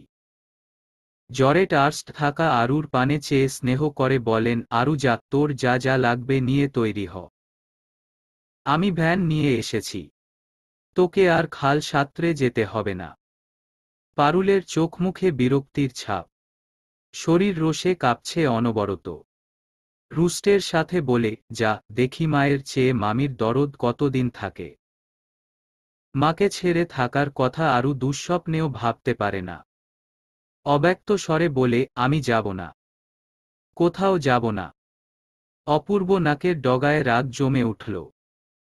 তেজ নিয়ে বলে, তোর ঢং দেখার জন্য আমরা আসিনি। বাড়িতে গিয়ে যত পারিস ঢং করিস। বিরতি দিয়ে পুনরায় বলে, তোকে যেতে হবে না। আমি আনছি। হনহন করে ঘরে ঢুকল। নিজের পছন্দ মাফিক জিনিসপত্র নিয়ে এক শাড়ির উপরে রেখে গিট দিয়ে জোলা বানাল। বইখাতাও নিয়েছে কতেক। অতপর ফিরে এলো। উঠানে সেকেন্ড খানেক সময় থামল না। বাড়ির পথে হাঁটা দিল। ভ্যান দাঁড়িয়ে আছে যে। ময়না পাখিটা আরুর দিকে তাকিয়ে 3বার ডাকল, আরু পাখি, আরু পাখি, আরু পাখি। আরু ফিরে চাইল। বুকে ছ্যাঁকা লেগেছে। অপূর্ব সংশয় নিয়ে বলে, তোর ময়না বুঝি? হুম। সংক্ষিপ্ত জবাব। নিবি? না, ও ডিম দিয়েছে। ডিমে তা দিচ্ছে। বাচ্চা ফুটবে কয়েকদিন পর। আমার সাথে গেলে ডিমগুলো নষ্ট হয়ে যাবে। আরুদের রওনা হওয়ার পর মুহূর্তে আরুর বড় চাচি নয়না এলো। চেঁচামেচি শুনে ক্ষান্ত থাকতে পারেনি। উত্তেজিত হয়ে বলেন, কি হয়েছে পারুল? এখানে এত চেঁচামেচি কিসের? ক্রুদ্ধ হয়ে বলে, আমি নাকি আরুকে শুধু মারি? এমনে মারলে নাকি ও মরে যাবে? তাই নিতে এসেছে। মেয়েটাকে এত ভালোবাসি তবুও তার অভিযোগের শেষ নেই। ইচ্ছে করে মেয়েটাকে গলা চেপে মেরে ফেলি। পারুল মুখ সামলে কথা বল। ও তোর মেয়ে। তুই উন্মাদ হয়ে যাচ্ছিস। আরুকে তাদের কাছে নিয়ে রাখার ভাবনাটা খারাপ না। ইদানিং তুই বদলে গেছিস। মেয়েটাকে মেয়ে মানিস না। গরুর মতো মারিস। সেদিন সাধারণ একটা বিষয় নিয়ে উঠানে বেঁধে মারলি, জ্বরের ভেতরে মেয়েটাকে আবার মারলি। নয়নার বলা প্রতিটা শব্দ পারুল তার মস্তিষ্কে আওড়াল। কিছু ভুল বলছে না। ইদানিং আরুকে সহ্য হয় না পারুলের। দেখলেই শরীর জ্বলে। মন চায় শুধু মারি। কোকড়ানো চুলগুলো টেনে মাটিতে বসে পড়ে পারুল। হাউমাউ করে কেঁদে উঠে, বিশ্বাস করো ভাবি, আমি ইচ্ছে করে আরুকে মারি না। আরুকে দেখলেই আমার রক্ত মাথায় উঠে যায়। শরীর জ্বলে যায়। মনে হয় ওকে শেষ করে ফেলি। অদূরে দাঁড়িয়ে মায়ের সব কথা শুনে ক্ষোভে ফেটে পড়ে অয়ন। পরিবারের বড় মেয়ে বলে আদর ভালোবাসা সব তার জন্য বরাদ্দ। নয়নাকে উদ্দেশ্য করে বলে, চাচি, সাবিত কোথায়? ও ঘরে আছে। সকালের নাস্তা খাচ্ছে। নয়না আরও কিছু বলেছে, তা শ্রবণ না করে অয়ন ছুটে গেল বড় চাচার ঘরে। আরুর দাদা নেই, দাদি বড় ছেলের সংসারে থাকে। রোয়াকে বসে পান বানাচ্ছেন তিনি। অয়নকে দেখে প্রসন্ন হলেন বটে। বলেন, কি হয়েছে দাদুভাই, মুখ এমন করে আছো কেন? তুমি ঠিকই বলেছ দাদি যান, বাবা মা কেউ আমাকে ভালোবাসে না। সবাই আরুকে ভালোবাসা শুধু। ক্রোধে ফোঁস করে বলে অয়ন। দাদি পান রেখে অয়নকে কোলে বসালেন। পাশে টেবিলের উপর দুটো পেয়ারা রাখা। নাতির অভিমান ভাঙাতে একটা অয়নের হাতে দিয়ে আদুরে গলায় বলেন, কি হয়েছে আমার নাতিটার? অয়ন পেয়ারায় কামড় বসিয়ে আধো গলায় তার অভিযোগ জানায়, নানা জান এসেছে, সাথে এসেছে অপূর্ব ভাই। ওরা বুবুকে নিয়ে গেছে। এবার মা আমাকে ভালো না বেসে বুবুর জন্য শুধু কাঁদছে। বুবুকে বাড়ি থেকে বের করে দেওয়ার জন্য এত কিছু করলাম। আরে পাগল! আরুকে বাড়ি থেকে বের করে দিলে তোর কষ্ট হবে। কে তোকে পানি টেনে দিবে গোসলের? কে খাবার পরিবেশন করে দিবে? আর সবচেয়ে বড় কথা কি জানিস? পেয়ারা খেতে খেতে অয়ন দাদির কথাগুলো নিভৃতে আওড়াল। ভুল কিছু বলেনি। অতঃপর বলে, আর কি? তোর নানা বাড়ির এত সম্পত্তি, এগুলো যদি সব আরুকে দিয়ে দেয় তখন? অয়নের মুখমণ্ডলে ভয় হানা দিল। ছুটে যাওয়ার প্রয়াস করতে টেনে ধরলেন দাদি। আরও একটা পেয়ারা দিয়ে বলেন, এটাও নিয়ে যা। আরুর জন্য রেখেছিলাম, এখন তোর মাকে দিস। বৈঠকখানায় বেতের সোফার পাশাপাশি একটা ছোট চৌকি রাখা। আরু সেই চৌকিতে আধ শোয়া। দীর্ঘ রাস্তাটুকু অপূর্বের বুকে ঠেস দিয়ে এসেছে মামা বাড়িতে। জ্বরের তীব্রতা বেড়েছে। অনিতা দুধের গ্লাস নিয়ে এসেছে। আরুকে খাওয়ানোর চেষ্টা করছে। সে খেতে নারাজ। বিষণ্ণ গলায় বলে, মামি, জ্বরের সময় দুধ খেলে টাইফয়েড জ্বর হয়। জাহানারা আজ সকালে আরুর জন্য যত্ন করে তালের বড়া বানিয়েছেন। আরুর বরাবরই তার খুব প্রিয়। গুড় মিশিয়েছেন ঈষৎ। থালাটা চৌকিতে রেখে বলে, তালের বড়াগুলো চেয়ে নে আরু। তালের বড়াগুলো তিক্ত স্বাদযুক্ত জরাক্রান্ত রসনায়। মণি এক গ্লাস ঝুড়িঝুটি নিয়ে এসেছেন। অপূর্ব এনেছে তার ঔষধ। সব কিছু দেখে ব্যাকুল হয়ে উঠল আরু। আনন্দের অশ্রু ধরা দিল তার চোখে। কাতর চিত্তে সে বলল, এত ব্যস্ত হইও না। এই সামান্য জ্বরে বাঘিনীর কিচ্ছুই হবে না। বাঘিনী শব্দটি নিঃশব্দে বেশ কয়েকবার উচ্চারণ করল অপূর্ব। মন্দ নয়, বাঘিনীই তো। অপূর্ব বলল, তোমার এই বাঘিনী কি করেছে জানো না নিজান? অয়নকে নাকি বালতিতে চুবিয়ে ধরেছে। চম্পা এবার দৃঢ় গলায় বললেন, বেশ করেছে। মেয়েটাকে একটু শান্তি দেয় না। মায়ের কানে সারাক্ষণ বোনের নামে কুমন্ত্রণা ঢালতেই থাকে। এখন সময় দুপুর 2টা। রোজকার নিয়ম মেনে খেতে বসেছে বাড়ির মধ্যবয়স্ক পুরুষেরা। তাদের খাওয়া প্রায় শেষের দিকে। বাড়ির ছেলেমেয়েরাও অলরেডি খেতে চলে এসেছে। জাহানারা বেগম আরুকে ধরে নিয়ে এসেছেন খাওয়ার জন্য। কাতারে এসে আরু দাঁড়াতেই মোতাহার আহসান বললেন, আরু, তুই আমাদের সাথে বসে যা। এতক্ষণ তোকে খাওয়ার জন্য অপেক্ষা করতে হবে না। একসাথেই খাই চল। আরু বলে চেয়ারে বসে। মাথা তুলে দাঁড়াতে পারছে না সে। কাঠের চেয়ারে হেলান দিয়ে বসে আছে। এখন শুধু মোতাহার আহসান ও তার বাবা বসে আছেন। বাকি 3 ভাই বোন খাওয়া শেষ করে উঠে পড়েছেন। আরুর পছন্দের খাসির মাংস আজ রান্না করা হয়েছে। অনিতা আরুর জন্য বরাদ্দকৃত বাটিটা এগিয়ে দিয়ে বলল, আরু, বসে বসে এইটুকু খেয়ে নে মা, আমি খাবার দিচ্ছি। অতপর স্বামীর দিকে চেয়ে ইতস্তত করে বললাম, আসলে মেয়েটা খাসির মাংস খেতে ভালোবাসে তো, তাই। চলবে।